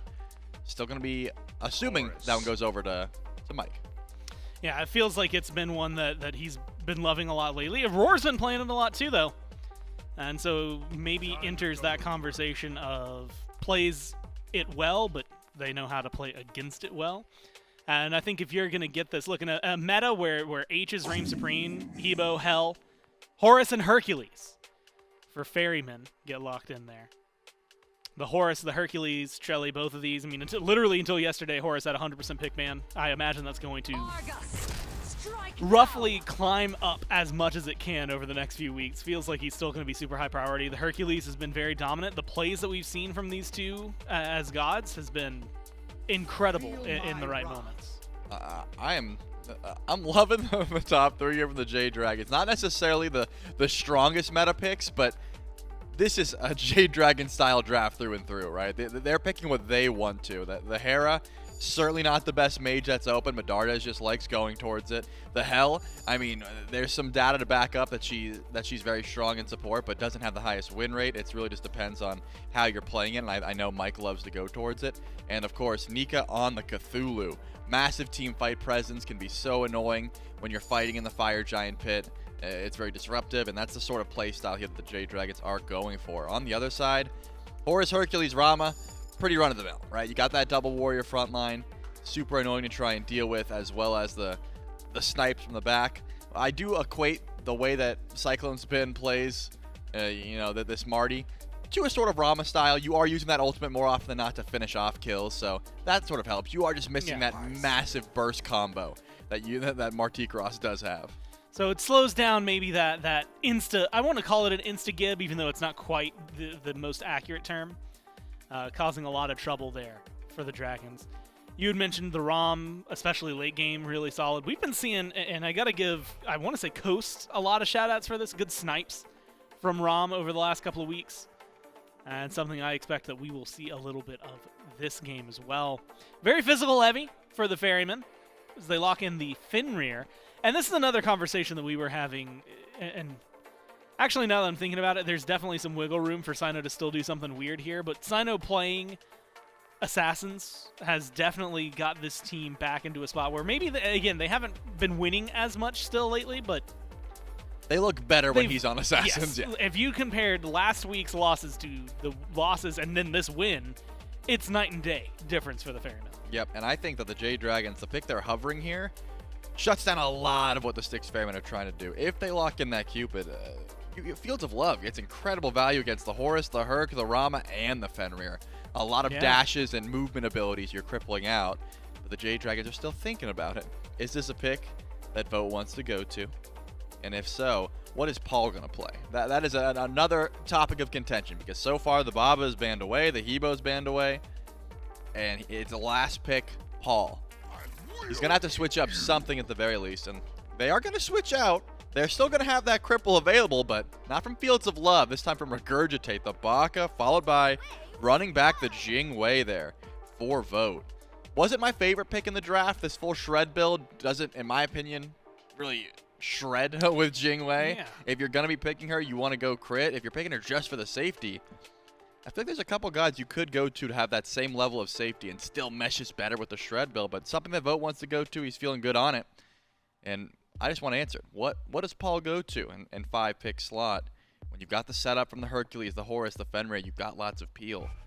Looks like that is interesting. That is not what I would go. Yeah, you were very vocal earlier this week about how you do not like the Persephone, actually. And I like that. Yeah, that's much better. Maybe a much better shift off. I think it was in the, the SCC games that we had watched the Persephone. I think it was a 1-7 or something like that. Yeah, it did not do well, for those of you who are curious. Agni, though, he's been doing pretty okay, right? I mean, he's been pretty high priority in terms of like some of the mid. And Shelly, it feels like he's been on just the cusp of a lot of success. Does a lot more damage than you would expect. Actually, looking at it, he's 50-50, 12 games played. So exciting to see what he's going to bring to offer. Does really well on the Chaos side. That's where they're sitting. So feels like it's a good pick to round this out. Do you like it as the sole magic dealer, though? Yeah, I think that at this point, you've got the pen already, or the shred rather, from Horus, so you don't have to worry about stacking too much physical damage, and because of that, Agni has a lot of AoE. He's not going to be very single target. He still can hit the majority of the Jade Dragons. The issue is really, do you have enough damage to burn through this Cthulhu? And, of course, late game, once you get this Rama online and you get some kin size, it starts to get a bit easier. There's just a lot of dive on the side of the Jade Dragons, though. That you go up into the Cthulhu ult, you get sped up by hell, and then Baka gets to the back line. Could be dangerous if the Styx Ferrymen aren't watching their positioning and their peel. And Paul loses that bastion of safety that Baba Yaga was. Because he got ahead, LASBRA really wasn't able to dive him too much, but Baka can close gap and get to Agni relatively easy with Blink, and then you just jump the dash and try and, just... I don't know the best way to use it. You regurgitate. That's what you do. You throw up and just start, chunking through. The name of the ability. Look, it's not fun to say. It's not fun to think about what's happening, but it's what it is. And sometimes you just got to deal with that one. Yeah. I want to ask you something. This is entirely self-indulgent because it's just fun to think about. Really, really weird physical heavy composition. Yep. We haven't seen it in a long time. Aror has played Fenrir in the past. We've seen Horus go into the jungle. Like, is there room for them to shimmy up, or should these all go where they're supposed to? I mean, the only switch up I could see is if LASBRA wanted to play Herc jungle real bad. But besides that, the real issue is you're trying to match Baka's clear, right? He's going to go Golden Blade. He's going to outfarm just about anyone in the game currently. Fenrir's got the leap. He's got double movement. He can try and match that pressure. Herc might take a little bit longer to clear these buffs out, so if you are going to switch up the picture, just putting yourself at a bit of a disadvantage farm-wise, I'm thinking LASBRA still takes the Fenrir, but it could happen. Well, we'll see what they can do. It's another jungle matchup I'm keeping my eyes on here in game number 2. Will it go 50? We can only find out with Dave and Mifflin. Jade Dragons and the Styx Ferrymen, they go the distance in game number 1. The Ferrymen, 6,000 gold lead at the 20-minute mark. Stolen away Fire Giant from the Jade Dragon myth effectively resets the game. We go another 30 or so beyond that. I think the death starts off in a really good spot. A jungle matchup they are interested in. LASBRA on the Bakasura. Cyno on the Fenrir myth. What types of opportunities are you seeing for either side of the jungle? Fenrir gets involved early at level 3. I don't think there's a single bad target on the map. Yeah, literally not a single one. You're feeling pretty good everywhere. The only one that really has a reliable answer to Brutalize is Dardez with the Polymorph. Otherwise, you're waiting until post level 5 where maybe an ultimate from Vote can make him escape that situation, or LASBRA can use his own ultimate in exchange. So keep your eyes on Cyno. A lot of action expected from him throughout the early. LASBRA, on the other hand, you're expecting a few items before he starts looking for his own opportunities to get involved on map. Really want that Golden Blade. Would love to stack up some power first. You're so reliant on your auto attacks and the additional power that Butcher Blade gives you that level's more significant for LASBRA. So level 3, Cyno. Level 5+ for LASBRA. How concerned are you with that Ragnarok? Some of those answers, Miff. I mean, I think you got to look towards Mike, right? That cleanse. Plenty of CC and lockdown for the Styx Ferrymen. My goodness, you got a Hercules, a Horus, stuns from Paul, Ragnarok, pivotal for Cyno. Do you think Mike just stops a lot of that, or is that way too conditional and is not a catch-all type ability? He is definitely stopping Ragnarok. All right. That's the one. You know, that you're grabbing that one at least. Can you stop a pull punch from Baskin? Yes. Is it reliable? Absolutely not. Vote in some trouble. Able to hide behind the stalwart defender, PBM, keeps him alive. So yeah, Ragnarok, you're not getting those. Not so long as PBM is nearby, and if PBM is nearby, likely he will be the target himself, so he doesn't have that cleanse available from someone else. Otherwise, the rest of the CC from the Styx Ferrymen should stick pretty well into those late game team fights. The Jade Dragons, on the other hand, CC light.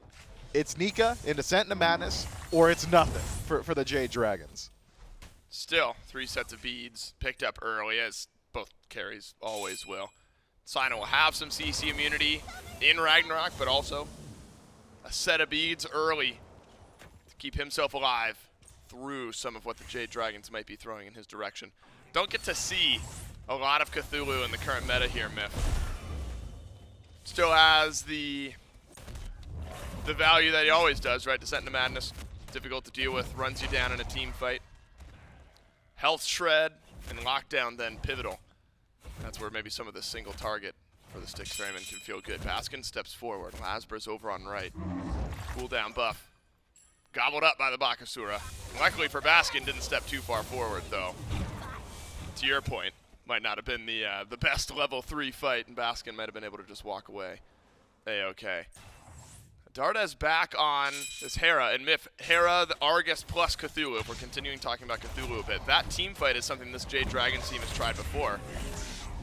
Can make life difficult for the Styx Ferrymen. Baskin low, but we'll waddle out okay. So the question is, do you think the Ferrymen have the utility to deal with an Argus and a Cthulhu in a big team fight? I mean, the answer to Argus is the same as the answer to Cthulhu, which is you just have to kill him, right? You don't want him persistent on field. So AoE damage, for the most part, I think very valuable in a situation like that. You don't necessarily want to use your cooldowns on Argus in particular. You'd much prefer to be able to hit an enemy god as well. That's where Paul comes into play.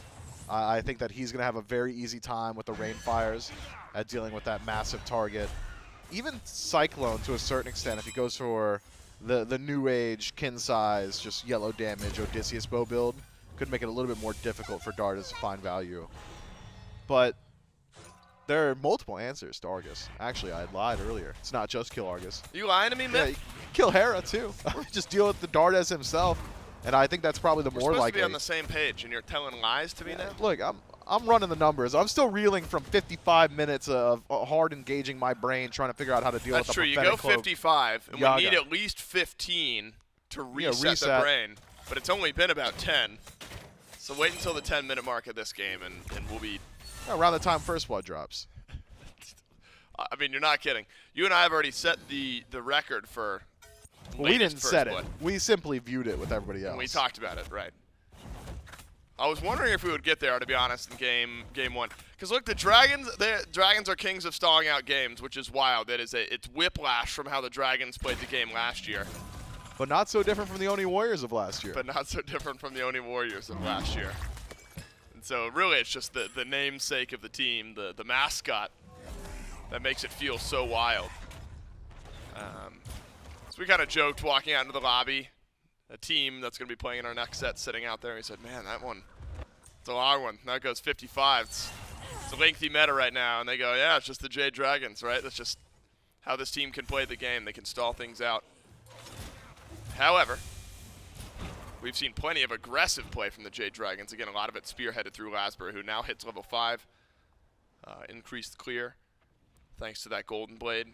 Cyno also gets his ultimate ready to go, and so maybe we'll see these junglers rear their head into an unsuspecting lane here shortly, depending on where they may end up finding some value.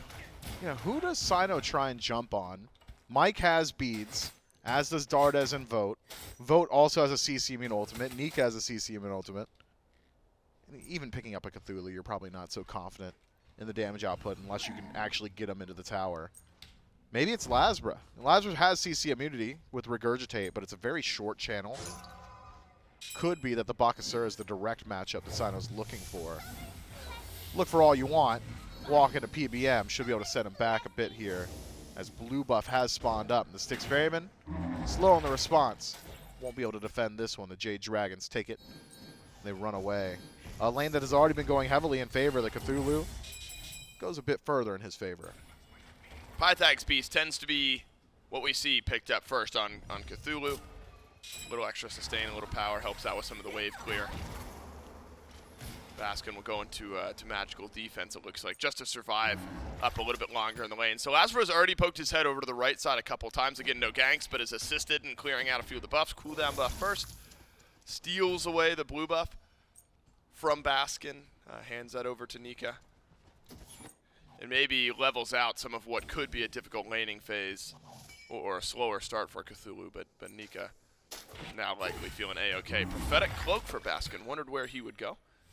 Prophetic Cloak took forever for Mike to stack in game 1. And maybe that was highlighted more by Paul getting it and having Baba Yaga and stacking Prophetic almost immediately, but splitting out some of those protections,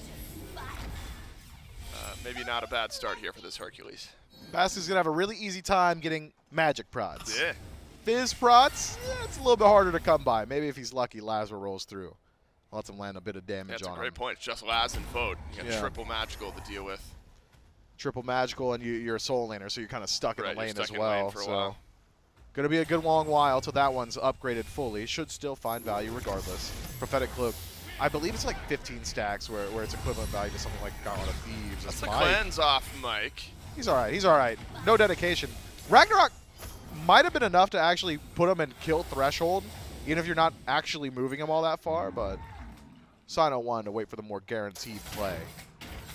Won't be going for it this time around. Jade Dragons and Styx Ferrymen both have compositions that scale well into the late game. Both have sustains that they can lean on. We're not, late game's 50 minutes now. This is not Season 9 where games are ending around 30, Dave. All right, this is. No, that's what I'm saying, and we're getting there. We're getting to late game. Do you foresee that?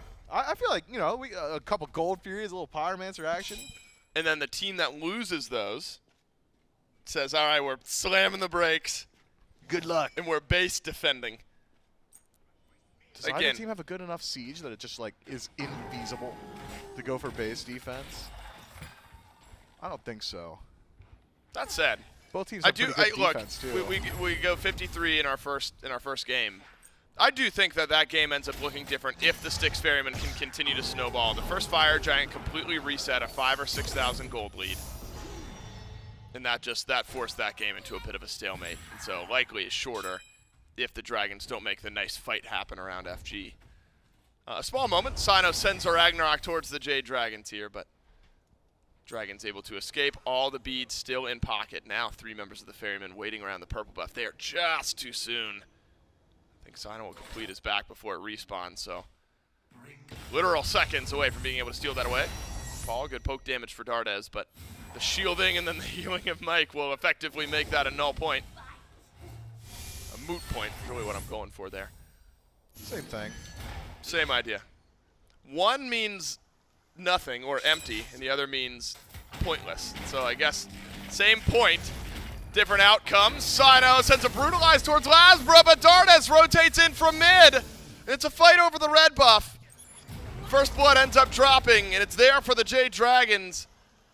Cyno nearly had enough damage, but it's the rotation through from the Hera that makes all the difference. Yeah, it looked to me like Cyno is trying to leverage ability lifesteal from the Claw Shard. Says, look, maybe I could just survive the burst from LASBRA, find my kill, immediately leap out.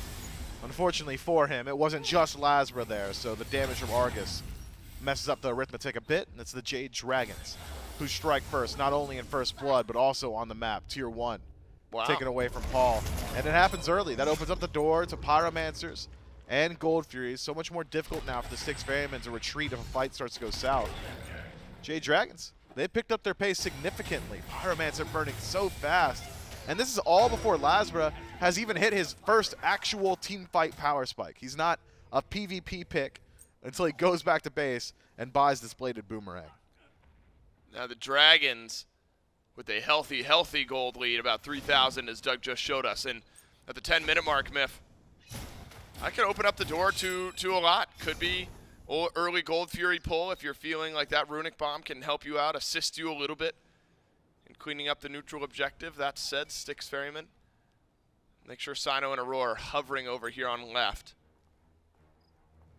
So again, you kind of got two options here if you're the Ferrymen. If you're feeling confident enough in defending these objectives and you step forward, fight it out, or you realize, okay, maybe a Fire Giant in the next 15 minutes or so seems like a more feasible, defensible option. 1,000 or so gold for everyone on the Ferrymen. So they'd love to reset here ASAP, spend up some of that gold where the Jade Dragons have been able to do so. So it's a thin margin, but still one that maybe the Dragons can take advantage of if the Styx Ferrymen back off too heavily. Yeah, I really like the Jade Dragons' ability to take these team fights around Gold Fury right now. I think that with the sustain of Hell, with the rotation potential that Nika has got, maybe marred a bit that he's just used his teleport, but still even his healing in some of these fights and distracting the Styx Ferrymen. Even if you don't get the Gold Fury, if you can group up, force these trades, force them to respond to you, and take that engagement, it would be valuable for the Jade Dragons just to waste their time as you wait for that Pyromancer to respawn a bit, the more feasible of the two objectives. So I think an opportunity for the Jade Dragons very shortly to start looking towards gold. Maybe have LASBRA act as a solo agent in that back line, look for another 1v1 up against Cyno. A 1v1 that is heavily in favor of the Bakasura now. The ultimate, the Regurgitate, denying 50% of Cyno's kit. And crit and build means any auto trade also going to go his way. Goodness. Don't need an auto trade though, not when Dardez is doing that. No, Polymorph. What are the fists called? Did you know? Argus We'll find smash. out. I'll let you think about it. It's the Gold Fury pulled, quickly burnt, and taken by the Jade Dragons. Now, my goodness, look at the damage on the other side of the fight. Argus, double knockup. But there's still maybe a chase down here from the Styx Ferrymen. Aror will not ult his team forward. That was a lot of burst damage from the Styx Ferrymen, but the Dragons got what they came for. They got a Gold Fury. They lost to Mike for it, but for now, feels okay. Aror might have enough damage. LASBRA sends his ult down. And the healing keeps him alive. Aror, smart play, both on the initiation and to get out. I mean, you just about never see a play like that from Bakasura. Regurgitating to eat your own throw up for a bit of a heal. All right. I mean, it just doesn't happen that often. It's a mechanic that was added, I believe, in Season 8. Yeah, and I don't want to hear about it that Look, often. I'm sorry, Dave. You're always telling me I need to break down the fight. That's what happened. You're right. He slurped it up. All right. I hate the way it sounds, Miff, but you're right. And really, it saves LASBRA's life over on the left side. Styx Ferrymen even the kills, but again, it's not about the kills right now. It's about the objectives that the Dragons were largely missing from in Game 1 and have now made their presence known around here in Game number 2. CycloneSpin is taking a breather. He's farmed up. The dual lane feels okay for the Styx Ferrymen right now. Baskin, a level down. Cyno, a level down. That's where you see most of this lead built up for the Jade Dragons. Cyno will rotate over and help Baskin not lose another blue buff. That's been where LASBRA's put a bit of pressure. And clearly it's worked because both Bastions and half the tower HP gone from the Styx Ferrymen solo lane tier 1. Nika could continue to apply some pressure there and maybe find his rotation out. And a Pyromancer sprouts forth. You wonder where the mentality of the Styx Ferrymen is. Again, it's that type of game where you can't let these objectives continue to go one by one quietly. You gotta draw the line somewhere. Yeah, I'm not sure that it's this Pyromancer. I agree that this gold lead is starting to get a bit out of hand, but Pyromancer not so valuable in of itself. But I think you're willing to risk even further losses around it. A team fight that goes south here could still result in a Fire Giant. That's just the nature of having a jungler with crit. Bladed Boomerang that valuable this early on. So if it cleanly goes to the Jade Dragons with all this sustain, the Styx Ferrymen might just find themselves in an unwinnable position. So show a bit of presence, distract the Jade Dragons, get them away from the Pyromancer pit, but don't overcommit unless you see a golden opportunity. And it'll happen quick. LASBRA is already starting to burn through it. It's only Aror stepping up. Well, LASBRA's taking a bit of damage. Pyromancer not contested by the Styx Ferrymen. However, there might be a fight after the fact that the Ferrymen are interested in. Mike beats out of the Ragnarok. Argus again on top of 2, but Baskin can continue to roll this fight. One more pull, excavate, kill for Cyno, but LASBRA's starting to swing. It's not enough. The Styx Ferrymen will find 2 in trade for the Pyromancer. Descent into Madness really disengages the rest. And a smart pull from the Dragons, but a smart fight from the Ferrymen. Yeah, Mike decides to send back some damage into the team fight, puts himself out of position, and Baskin delivers him to the back line of the Styx Ferrymen. From there, LASBRA, he's got the damage output, but can't survive those Astral Barrage shots from CycloneSpin. Heads up in the air, makes the rotation all the way from left. And really puts the stopper to the Bakasura's damage. In the next couple of team fights with a little bit more gold, I think that's a situation that LASBRA would relish to be in once more as he starts to get a bit more lifesteal in the build. But for now, not quite enough sustain. Not for him to survive an engagement like that. Regardless, it's the Jade Dragons, who do take the objective, but cut their lead, considering the fight afterwards. Styx Ferrymen, they found their way back in. It's not the alarm. What do you? The alarm bells are what? 5K in your mind? Is that the metric you said? Honestly, in year 10, I might have to push that back a bit. Right. The alarm bells are like 12K. Let's call it like 8. 8 to 10,000 gold. So far from there are the Styx Ferrymen. We'll ask the same questions around this Primal Fury, though, where the Jade Dragons have been very quick on their pull, but they have not really been that cohesive in the team fighting after the fact. Remember, it's just a gank from LASBRA. Gives a kill over to Dardez. From there, the Styx Ferrymen have found their kills in the objective fights after the Jade Dragons have already confirmed them. Both Pyromancers and the Fury have been there for the Dragons. Now, Mike has been the target. Cleanse and beads both used. In the next minute or so, those will come back up. So there's a small window of opportunity from the Styx Ferrymen here. Have to imagine the Dragons are able to slow things down, though, and wait for those relics to come back. Could be. Styx Ferrymen, though, they've got enough power spikes now. Serrated Edge finish for Cyno, Spectral for Baskin, so he can get into that back line a little bit more easily, or even prevent LASBRA from doing his own thing. I feel like the Styx Ferrymen, even from a deficit, maybe enough pressure here where they could look at the Primal Fury themselves, especially with some of these early rotations. Keep your eyes on the Soul Inners. They tend to tell the story, and it's Baskin out of the lane first, already making his way over to the left-hand side. Last couple of team fights, we haven't seen Nika use the Descent into Madness aggressively. No concentrated effort from the Jade Dragons to chase out the Ferrymen. That's the core of their CC, the core of their initiation. Could be now that Nika, level 17, by the way, highest level in the lobby, matched up with the Hunters, could be the difference maker for the Jade Dragons in the actual PvP. Haven't struggled too much in the PvE. As far as killing gods, it's been short going for the Jade Dragons. Only one 18 minutes in. Easy targets, likely CycloneSpin, only the roll to get him out of danger. Here's your opportunity now. Styx Ferrymen, they pull the Fury. Nika, set into Madness. The Primal Fury is low. Can the Styx Ferrymen disengage? Or actually, are they even concerned about it? Ferrymen get the Primal Fury. And now we're going to see what happens in the fight after. Auror's got to leave, but so does Cyno, so does Nika, so does Mike. Neither team healthy, but watch out. Way around the backside of this fight is LASBRA. This is Bakasura able to get in anywhere. Does not appear so.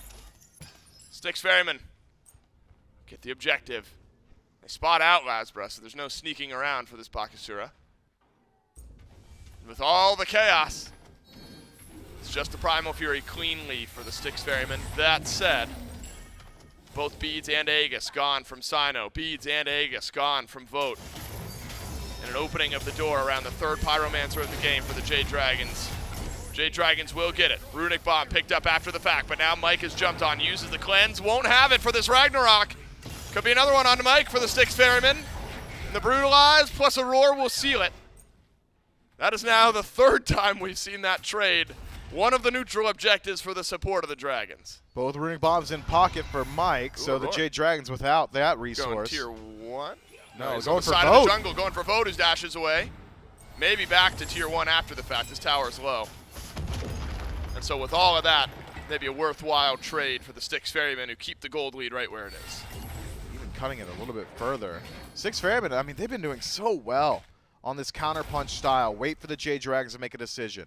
Around that previous gold Fury, it was the Ferrymen that pulled the trigger first, but realized that they're the ones that reset the Fury. Say, all right, we're done. Didn't realize you guys wanted it that bad. We'll go ahead and back away. And it's the Jade Dragons who pull it back themselves. Nika holds on to the aggro. And Styx Ferrymen able to steal that one. I believe it was a bomb from Paul that takes the Fury itself. On right, it's Mike, who sticks around a little too long. No beads for a full minute. Means that he is an easy target for Cyno, so long as that cleanse is not available. The Styx Ferrymen, I had said they had the opportunity to get a bit more aggressive on the left-hand side earlier. Now with the gold lead even further back to neutral, feels like the Styx Ferrymen can start leveraging the more CC that they have. They just have so much more CC. It's so much easier for them to start the fight. Yep. Be it a stun from Aror, the exact same from Baskin. It's the difference maker. Nika is integral to the team fight for the Jade Dragons. If Descent into Madness isn't there, they really can't slow down what the Styx Ferrymen are doing. LASBRA needs to be there for the damage. In the last couple of fights, it's been one or the other from the Jade Dragons. I wonder what their 5-on-5 looks like. I wonder how much they can get accomplished while Descent into Madness is channeled, because it has not been tested just yet, 21 minutes in. But with the game state as it is, I'm not certain either team is going to be looking at the Fire Giant anytime soon either. A little bit of crit built up for LASBRA. Baskin's gone ahead and picked up the Spectral Armor. Where both carries, Myth, have gone Shred, which I suppose makes some sense when you're looking at the targets that they've got to deal with. Between Baskin and Aror, very healthy targets. Cyno, you can throw into that conversation as well. And of course, for CycloneSpin, you're worried about this Cthulhu. And Mike a little bit later on. So the Jade Dragons able to diversify some of their physical damage a bit. Styx Ferrymen going ability-based, and then more health and protection shred between their jungle and ADC. Next one's a Gold Fury Myth, 21-minute mark. Game is kind of stabilized. It's a nice bonus, but maybe not something to throw away a big team fight over. No, and it's a standard Gold Fury, I believe, as well. So it's just the resources. LASBRA and Cyno. Who wins this 1v1 throughout the game? Throughout the game, it's got to be the guy with crit, right? Just you'd think. If it's the auto attacks, it's always going to be LASBRA. There are options here or there. I mean, Cyno's got ways to deal with it. Catch LASBRA unaware, Unchained Stun into a hi-rez proc, Seething Howl, hi-rez proc, right? There's burst potential. But so long as both are looking at each other, I imagine LASBRA gets the much better end of that 1v1. Cyno's got to get the kill on his ability burst, and then if there's anything left in LASBRA, maybe the Bakasura just wins it from that point on. This could be the first instance of a split in Pyro and Fury. Remember, the Primal Fury, one of them to the Styx Ferrymen, Gold Fury to the Dragons, and then 3 Pyromancers for the Jade Dragons. One of the runic bombs got used at some point, didn't catch it. Maybe around one of the Furies. PolarBearMike has 2 runic bombs. You'd love a third. You're setting the stage for later in the game. Fire Giant poked at by the Ferryman, likely not a commitment. Mike shoved aside by Baskin. Nika, goodness, has lost most of his health. Where did that come from? Maybe Paul, maybe CycloneSpin, probably both. Mike into the Ragnarok, out of the beads. CycloneSpin and Paul will maintain their siege on Pyro and get the first one of the game for the Ferryman. Yeah, Mike is just not tanky. The Styx Ferrymen, they're right to do it. Just keep shoving your CC into Mike. The Ragnarok should go there every single time. If you get the beads off, it's simple afterward on the next rotation of that ability to just knock down this hell. Just have not loved what we've seen from PBM so far. And well, clearly the Ferrymen have. Argus finds the back line. Boat has to dash away, however. Nika goes in, but is Nika going to get shredded? No, he's not. The polymorph from Dardez, massive at the beginning of this fight. LASBRA's found Paul, but LASBRA will find death on the other end. Paul stuffs him, and the Styx Ferrymen have killed off the jungler of the Dragons, but it's a trade back. Dardez will get the Ferryman's ADC. Rotation over to right. both teams would find it risky to immediately go for an objective. Man, it just happened so fast to LASBRA, didn't it? Was it Flame Wave, Whoa. and that's all it took from Paul? Maybe a couple shots from CycloneSpin, who went up in the air and was left high and dry by the rest of the team. Not without Descent into Madness. Aurora's got Paul's got a couple charges. healthy. Ragnarok is back. Fire Giant. Is it half? Is this the moment? Is the double shove enough from Baskin? The Fire Giant's been reset, but Cyno's alone. The damage dealers of the Ferrymen not here. One is still dead, and Paul was back in base. Repull. And the Fire Giant not fully reset. Still at half. Baskin does not have Excavate. He might by the end of this fight, however. A dash through from Paul. Sends some damage towards Nika. It's Fires low. flip your coin, and it lands Dragons. There may still be a fight, however, on the other side. Vote will surge forward. It's Royal Assault on the confirm for the Jade Dragons. Paul and the Ferrymen disengage, and the Dragons with the risky FG get it on everyone. Nika puts in so much work there. I mean, zoning out Paul, already difficult to do. Does it all on his own, pokes out a couple of members of the Ferrymen beforehand as well. This Cthulhu has paid for itself in dividends. And now it's the Jade Dragons. It's a significant advantage. Fire Giant could be what breaks open the doors of this game, finally. Aurora just ulted solidified forward. lead. Unless LASBRA will use his ult, but gotta be a kill here, you imagine. And so, that can't happen. With 2 minutes left on the Fire Giant buff, one of them will be without your jungler. You wonder if this now maybe emboldens the Styx Ferrymen. They're not out yet. Continue this fight. Baskin has a pull ready, waiting. Sunder, no blink, and an excavate. Just to be a bit annoying. Hey, scram. Back the Styx Ferrymen go to the Gold Fury. One pick on the LASBRA effectively deals with the remainder of this FG buff, you imagine. So it's a good secure from the Dragons, but you hand over a kill on the back end.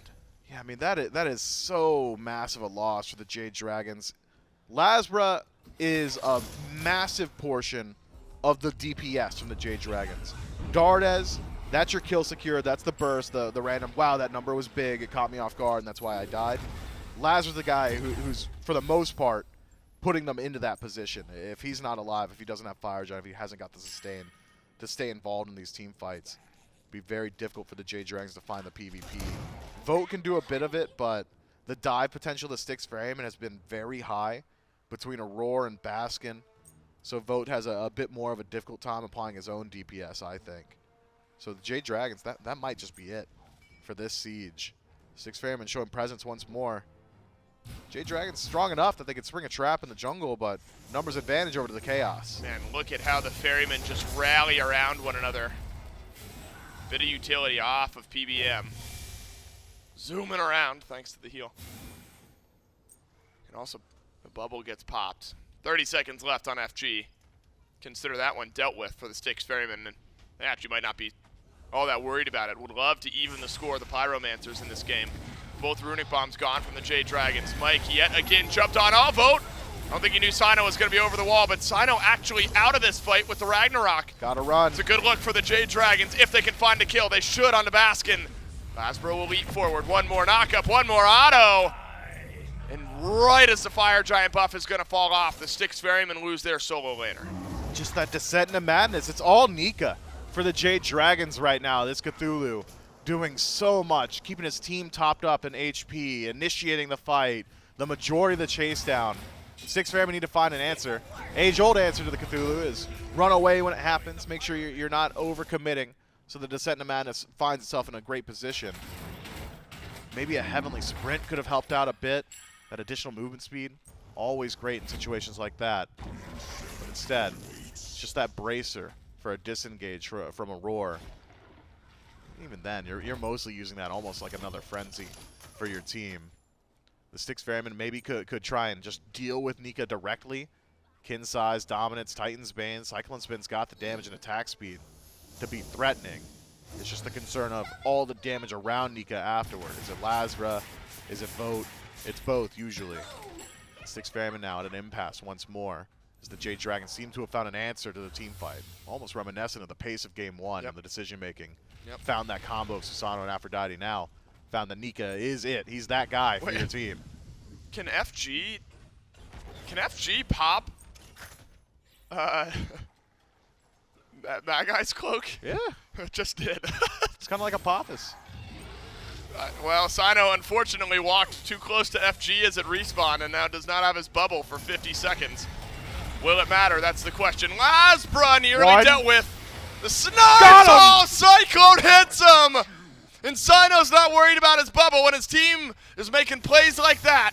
And it's immediately to the FG. 30 seconds away from enhanced. That's what you got to look at. I'm not sure the Styx Ferrymen are going to have 30 seconds because the Jade Dragons are here. It's a stun rolling through on Nika. Baskin eating a lot of damage on the front of this fight. Styx Ferrymen get the FG. It's standard. The Dragons happy just to be close by. Good cleanse. Immediately in and out of the Ragnarok. The Aror is ulted forward, not that far forward. And a grouping of 4 Jade Dragons around PUBM will disengage. LASBRA's just been picked at the pivotal moment too many times this game. 20 seconds on LASBRA's respawn, which is 20 seconds to the Styx Ferrymen to continue their siege. Easily able to knock out this tier 1 on right, but splitting the map this significantly is a concern now for the Styx Ferrymen. Only 3 in mid against PBM, Mike, and Dardez. Vote hovering on the left-hand side. So I agree, Ferrymen. Don't overcommit here. Don't get dragged into a poor numbers engagement. It's a tier 1 on right. It's a Primal Fury on left. It's a Fire Giant on 5 for the Styx Ferrymen. Finally, a first look at some of the siege potential. Only 1 runic bomb in pocket for him. So it won't be necessarily the easiest thing around these Phoenixes. Might even have it forced out a little bit closer to those tier 2s. But the game does simplify, Dave, in a situation like this. Now where you never know when that Descent into Madness is going to happen, where it's going to be channeled, it's pretty simple. When the game is tightened in these small spaces of tier 2 towers or Phoenixes, step up, force the Cthulhu ult defensively, back it out, use Fire Giant to resustain, have Aror heal you back up, then go back in, and all of a sudden the Jade Dragons have got no standard initiators, no standard hard CC to catch the Styx Ferrymen or keep them honest on these sieges. It'll be very difficult in a position like that to maintain their base. It's been slow rolling though for the Ferrymen. They try and figure out exactly where they want to put that pressure. Having revealed themselves on the map now, the Jade Dragons will start to maneuver themselves over towards the right-hand side. Tier 2 can't be where you put up that defense. Considering how pivotal just 1 cooldown is to your team fight, when Auror's you don't want to use it Emperor's this armor. soon. And so, the easier. Or you do. Jade Dragons disagree. They want to fight, but see if it's worthwhile or not. Excavate does a decent bit there for Baskin. Snipes down from CycloneSpin. Might just shove this backline back once more, and Emperor's armor's maybe done its job. Descent into Madness will wear out. In exchange for CycloneSpin and Baskin's ultimate, you're going to get Argus and Descent into Madness. There's your team fight. I'm surprised it's not a Phoenix Siege. Yeah, Styx Ferrymen though, they realize they've got 30 seconds left on FG. Maybe 1 more tier 2 fight. Dragons likely, without those massive team fight ultimates, cannot step up. Maybe should not step up. Mike does. Look at the difference in willingness now with those cooldowns gone. Yep. Won't even step up to the tier 2 tower. You got to think you've got a similar opportunity on the right-hand side, especially with Runic Bomb still in pocket for Auror.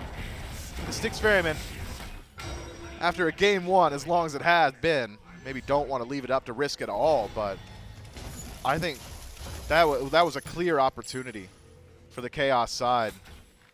And now you're going to have to fight back into neutral territory once more. You haven't broken the base, so you don't necessarily even have a map state advantage. Yeah, it's not often you're going to get those for free, right? Yeah, I mean and that was as close to free as you're going to get. It did nothing.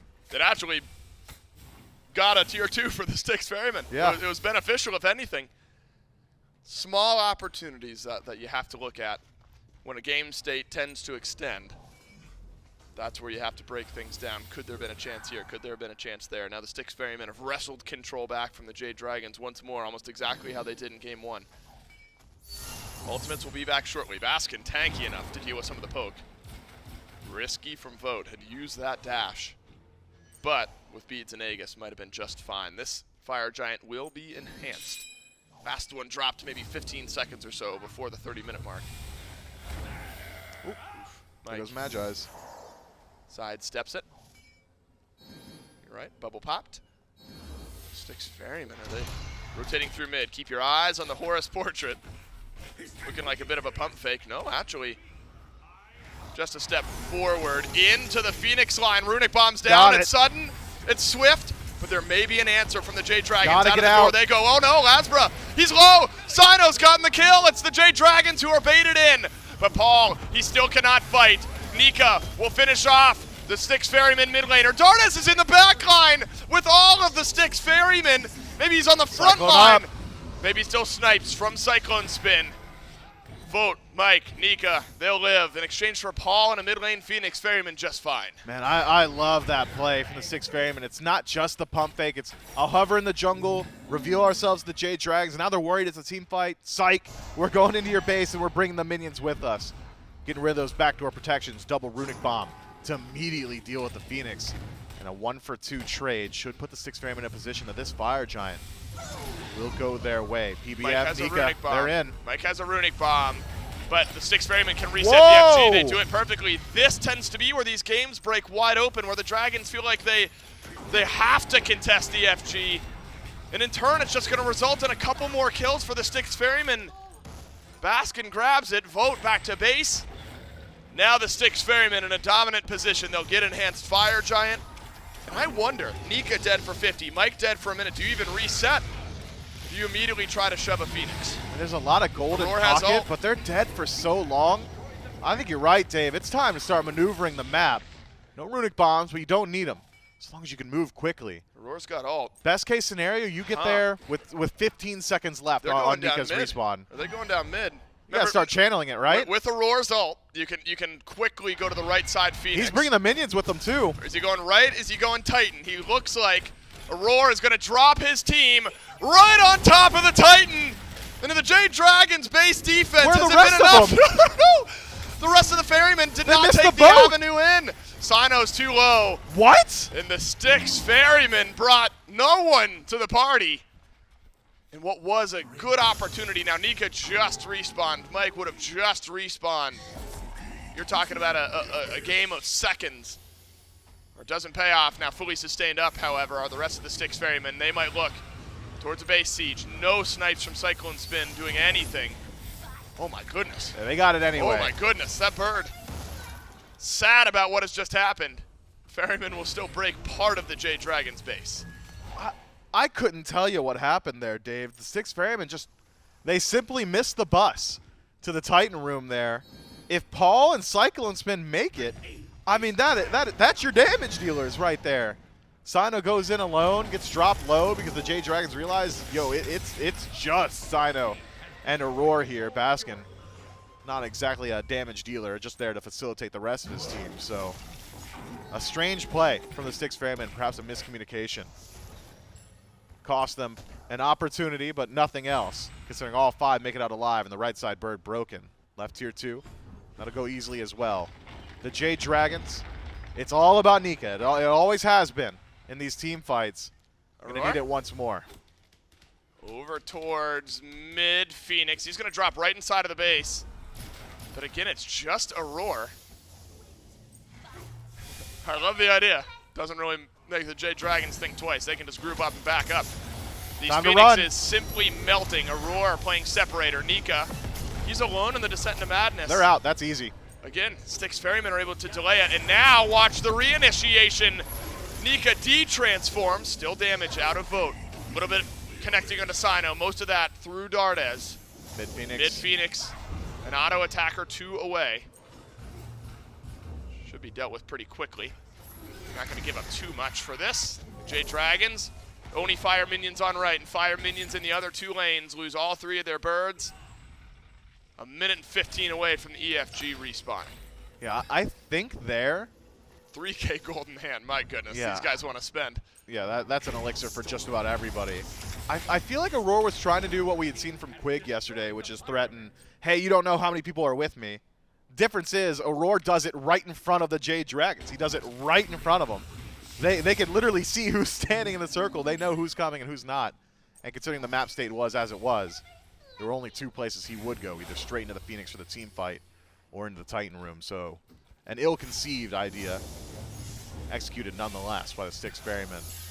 1 minute until the Fire Giant, call it 30 seconds. The Jade Dragons, they're not going to step up to this one. There's just no way. What's funny, man? 1 minute. We'll call it 30 seconds. It was 35 seconds. You round those up, right? Look, if it was 45 seconds. No, Dave. A minute till let me bail myself Fire out. Giant, maybe about 45. Can I defend myself? That's like A minute till the fire giant. Call it half that at 30. Look, but it's going to be a minute till it dies is what I meant. Yeah, okay. Sure.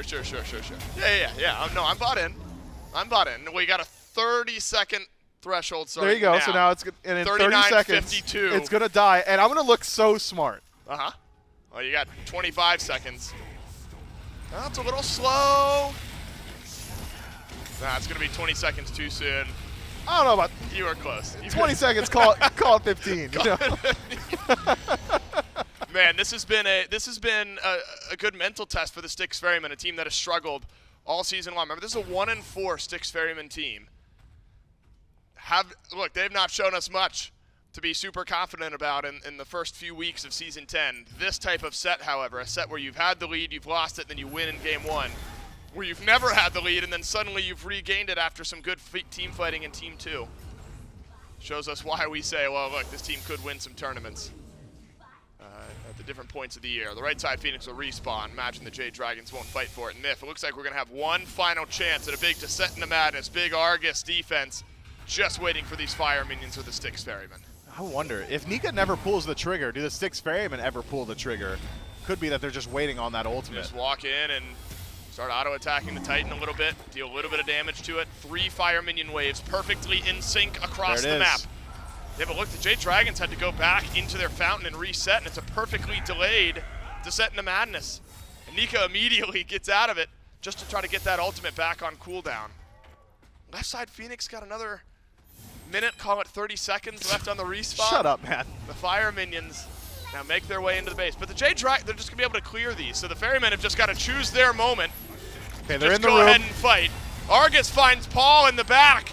And suddenly LASBRA he's got to get chase. away. LASBRA will kill him through the beads and Aegis. But it's a 1-for-1 trade. And you've still got your ADC. You've maybe still got your opening if you're the Styx Ferrymen to close out this game. LASBRA so pivotal. He's died 6 times this game. The Ferrymen have had answers for the Bakasura. Apparently the Titan has answers for the Ferrymen. The Ferrymen don't like this look. Just going to reset the Phoenix on left maybe. Cyno does it, but Cyno's alone. Maybe one more FG as we cross the 42-minute mark for the second time this set. Vote's dealing so much damage, Dave. Kin size, dominance, Titan's Bane, all this lifesteal. Every time the Styx Ferrymen start to walk forward, it's Baskin trying to walk forward. Eats 3 auto attacks from Vote and says, well, I've lost 30% of my HP, and I will not be initiating anymore. Or at least able to keep that base broken. Right and left Phoenix taken, mid. On the men. 20 seconds on LASBRA. But Nika's ultimate's coming up shortly as well. Boop, boop. I wonder if the Ferrymen have got timer on it. It doesn't seem to matter. Dardez, I feel like, has done a lot on these defenses as well. I think, how important is that Argus, that polymorph from Dardez? At 3/4 health's Paul. It killed Paul. It killed Paul. Let's call it a kill. And LASBRA goes in, realizes that you can just trade out. Makes the siege a bit more difficult. That's a fun number. I mean, 42 minutes in, I don't know if 100,000 damage mitigated is that impressive 42 minutes in, but that's exactly what Baskin's got. Dave, here. I'm going to give you a hot take right now. Yeah, please do. Damage mitigated has never once impressed me. Okay. Because you want to know how you get it? Yeah. The game went long and he bought defense. Yeah, sure. That's what I'm saying. Is that impressive or no? No. You know what's impressive? Damage dealt, because they had to aim that. That's a big number. Yeah, but is damage dealt impressive? Because all they did is bought damage and the game went long. You can make the same argument. The game went long and they aimed. The other one, they got hit. No, he positioned himself properly, weaved himself in the damage. and out of the ability. Positioned so well, got hit. Yeah, I'd rather have Baskin have 0 damage mitigated. Imagine how sick that would be. He dodged everything. We'd be talking about that for years to come. Yeah, no, it's next to impossible. All these players too good. What's the play from the Styx Ferrymen? This is an Aror team. He wants to backdoor He so wants bad. to desperately, but he steps over a ward or 2 on his way. EFG will be up. Just maybe checking the response time of the Jade Dragons here in the jungle. Luckily, the Phoenix is completely reset, so there should be no contest from the Jade Dragons. You wonder what it's got to be, though, because the Dragons, remember last game, they defended from 3 Phoenixes down once or twice. This time they've got a defense where Nika and Dardez at the same time can make a big impact. EFG easy for the Styx Ferrymen. You're going to have 2 runic bombs. Yep. There's a world where Aror brings everyone on the ult. You drop your runic bombs immediately. Need some minions, too. Yeah, right. Get everyone in there. Minions, runic bombs, and just W key down the Titan. I don't think so. You don't think he can do that? Not with Agni. That's not the type of mage that's doing that. Well, kind of he'll thing. miss the bus. Yeah, he's not riding the ult. That's on me. He's going to wander back into the kitchen long after the bus is left, say, Mom, Dad, I missed it. I'm sorry. I need a ride, I need a ride. But maybe it'll be the better case scenario for Paul. No ultimate out of Aror. Fire minions, again, I mean, these are just so easily dealt with from the Jade Dragons. Largely unconcerned. Somebody's got to tank up this Titan because the minions are not going to do so. Someone's got to kill Vote. I mean, that's the real truth of it. Dardez damage is not consistent enough. If you deal with Vote, I think you could just have Baskin but unfortunately, be unkillable. Vote is inches away from the fountain. And Jingwei. And Jingwei, right. Another Argus finds Paul. This time Paul much healthier and instantly dealt with. My goodness. Gotta be an opening for the Styx Ferrymen now that the Dardez backline reach is But is Nika gone. still has ultimate. Yeah, he does. And he's going to have it for a while, I'm thinking. Paul steps forward. Cyno jumps in. Nika in the back line. Paul again dashing away. Dead? Paul's got both of his actives. Cyno uses Aegis. Baskin! Oh no, he's been dealt with! Oh, the D-transform! But he lives. Baskin can reset. He has a teleport. Argus is going to be back for Dardez. Left side, Phoenix is respawning. The Jade Dragons, the masters of Titan defenses, it seems. Making the Styx Ferrymen think twice. Nika, no ultimate this time. No beads for Vote either. There are your opportunities. One bit of CC connects. Can't be Baskin because Vote can dash out of that one. A stun from Paul or from Cyno could just be it to secure the kill onto the Jingwei, which in turn would secure the game. Left side bird taken, mid Phoenix. The exact same. The Jade Dragons have not concerned themselves with their avian friends a single time. Never mind. Nope. We're calling the end of this game, Miss Styx Ferrymen. Got 38 seconds on their EFG. Here you go. Yeah, okay. you Titan's both hurt. have some space. Here What's we happening? go. Now maybe the Styx Ferrymen are able to walk in. The Jade Dragons have some fight back. All the damage onto the Titan. And in 46 minutes in game 2, the Styx Ferrymen will 2-0 the Dragons. It is tough to end in this game, not when Vote is doing that much damage, when PBM is cleansing all the CC and all the healing is there, but the Styx Ferrymen, despite all the odds, find their way to do it.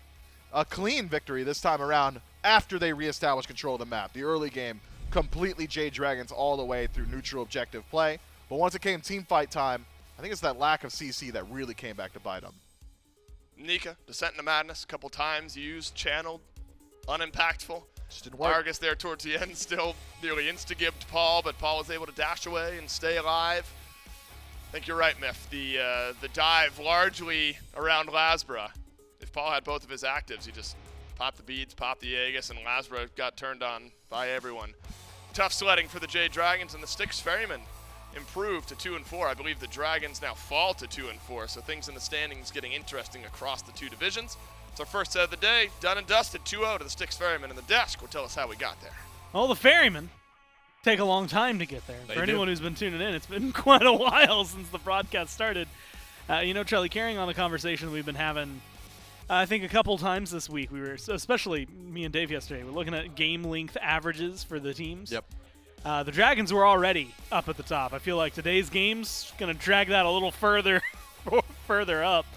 Long, arduous fights, long, difficult battles. I mean, what Mifflin had called it, like 8 fire giants in the first one and 15 sieges. This time around, it's only shorter and only smaller because they ended the game about 5-6 minutes faster. Yep. It's a very similar story, right? You get these FGs, you get this power play for the Ferrymen, and then you get to the base, and then the Dragons defend, and they push you back enough, right? And they still lose something, but it took a long time to get to the Titan room. Yeah, I can understand wanting to play as safe and conservative as possible, but to me, once we saw exactly how much damage Paul could actually do to Titan, it seemed like bait out Descent into Madness, go in for the end. I feel like that could have been done probably a bit earlier, but it did seem like let's cross our T's, dot our I's, make sure we can just poke down this Titan. They wanted it to be about 70-80% before they all in committed, and then once they saw that damage come through and they knew that Cthulhu was down, they're like, all right, now we'll walk in, go for the end, and of course, Titan just melts because you're at 3K pot territory. A lot of damage on the side of the Styx Ferrymen there. And you know what? That damage came in handy towards the very end. Right? You got to get into the Titan room. You got to get something done. But it seemed so difficult, right? I mean, there was even a moment where you could see Aror like fishing for it. Wanted to go in for the ult, but it didn't seem like everybody was on the same page. Wanted to jump in and try to damage it up. Even if it said like, look, Agni's not the guy that you do that with. There's a lot of other mages you can try. But with the amount of damage the Dragons were throwing out there, they didn't work it that time. They didn't work it the next time. Third time's the charm, though. They finally get into the Titan room. They take it down, win this set 2-0. And, of course, where else would we be without Cyno popping off this set? And we actually happen to have Cyno standing by, ready for an interview. Yeah, look, Cyno, you had to play intricately in the dying moments of Game 2. Game 1 goes 50-something. Game 2 goes 45 or something. Zoom out with me, if you will. Longer meta right now is communication, is mental paramount in these long, drawn-out games. Yeah, for sure. Like in both those games, you know, it's just scary late game. You know, you make one mistake, they get AFG, you can lose a game. So everyone really has to be on the same page, and yeah. It feels like the Dragons are a team that can defend their base really well. What was it in Game 2? This one, I guess technically like 10 minutes faster somehow than Game 1. You get all 3 Phoenixes, you're dropping them on cooldown, but you just could not break that Titan. Finally get it done. What do you think gave you trouble there in Game 2? Well, I do think we had a couple opportunities in the game there, maybe, specifically when Hell and Cthulhu were dead. But overall, we didn't have any blinks that game, so it's kind of hard to start a fight in their Titan room without blinks. You know, they just kept Hera poking us, and yeah, it's just hard to start a fight in their Titan room without blinks. And look, it's not been the start to the year. I'm sure the Ferrymen have wanted. However, I think this set shows us some good. What do you think the team did well today to get the 2-0? I think we played around Cyclone really well today. That's like one of our focuses we had this week, and then also late game. Late game definitely wasn't perfect. Definitely, those games lasted too long. We could have won earlier, but I think overall we played a lot better today. Look, you get the 2-0. You end the week on a great note. Excited to see what's next for the Ferrymen. Thanks for your time. We'll go back to the desk. Something I'm excited to see, Shelly. First off, is more of what this team has to offer, right? That is, I think, a really good start. Been a little bit of a rough patch for them over the last couple of weeks. They got that first win week 1, set 1. Since then, it's been some tumbles and definitely some memorable games for the wrong reasons in some of there.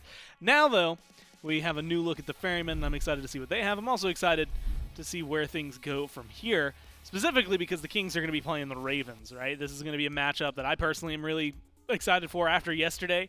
It becomes a lot more exciting, right? The Kings, who had only lost 1 set since they had picked up Hardcore, dropped their second one. Very, very, very rare thing to see.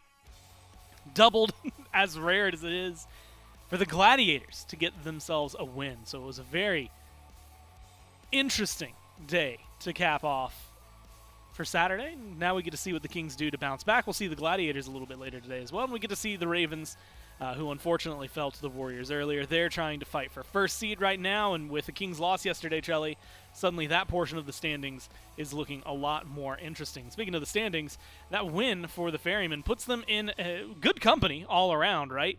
Trying to shoot for first, that is the goal right now. First from each division goes straight to Masters. Everybody else has to play for their seeding in the playoffs 2 weeks after the last week of this phase. Warriors right now heavily in contention for that. With the Dragons losing here, it gives the Warriors even more of a cushion before anybody starts to catch up to them. With the Ferrymen winning, it's definitely causing some disruption. Very close numbers over there in the Order Division. A lot more likelihood for some turnover, maybe some turmoil over the next couple of weeks. Yeah, the Order Division is getting real exciting now, and especially with this matchup coming up. Can you imagine? I mean, if the Ravens are able to find a win, that makes the standings look so much differently as well. Yeah. And it's just exciting through and throughout. The road to Masters Gore is looking bright. And you know what? It's probably because it's got like street lights and stuff. That's like a good way to line your roads. Civil engineer, probably. I don't know, man. I didn't know what to do with that, so you're right. That's fair. That's on me. That's my bad. You know what? No, I'll take the onus for that one. There's probably at least 1,000 better things I could have said there instead of that. But that's where we ended up. And, of course, where we're about to end up, Kings taking on the Ravens, one that I personally, Charlie, have been looking forward to. I mean, we've talked about it a lot on Waiting Room. We have been talking about it almost constantly. I think for the last week, this was a very interesting week for the Ravens, having to play the top 2 teams in the league. The Warriors continued their win streak. the Kings actually ended before they even got here. We'll see if the Ravens can maybe tally up some more losses in that column form, or if the Kings are going to bounce back. We'll find out all of that right after this quick break.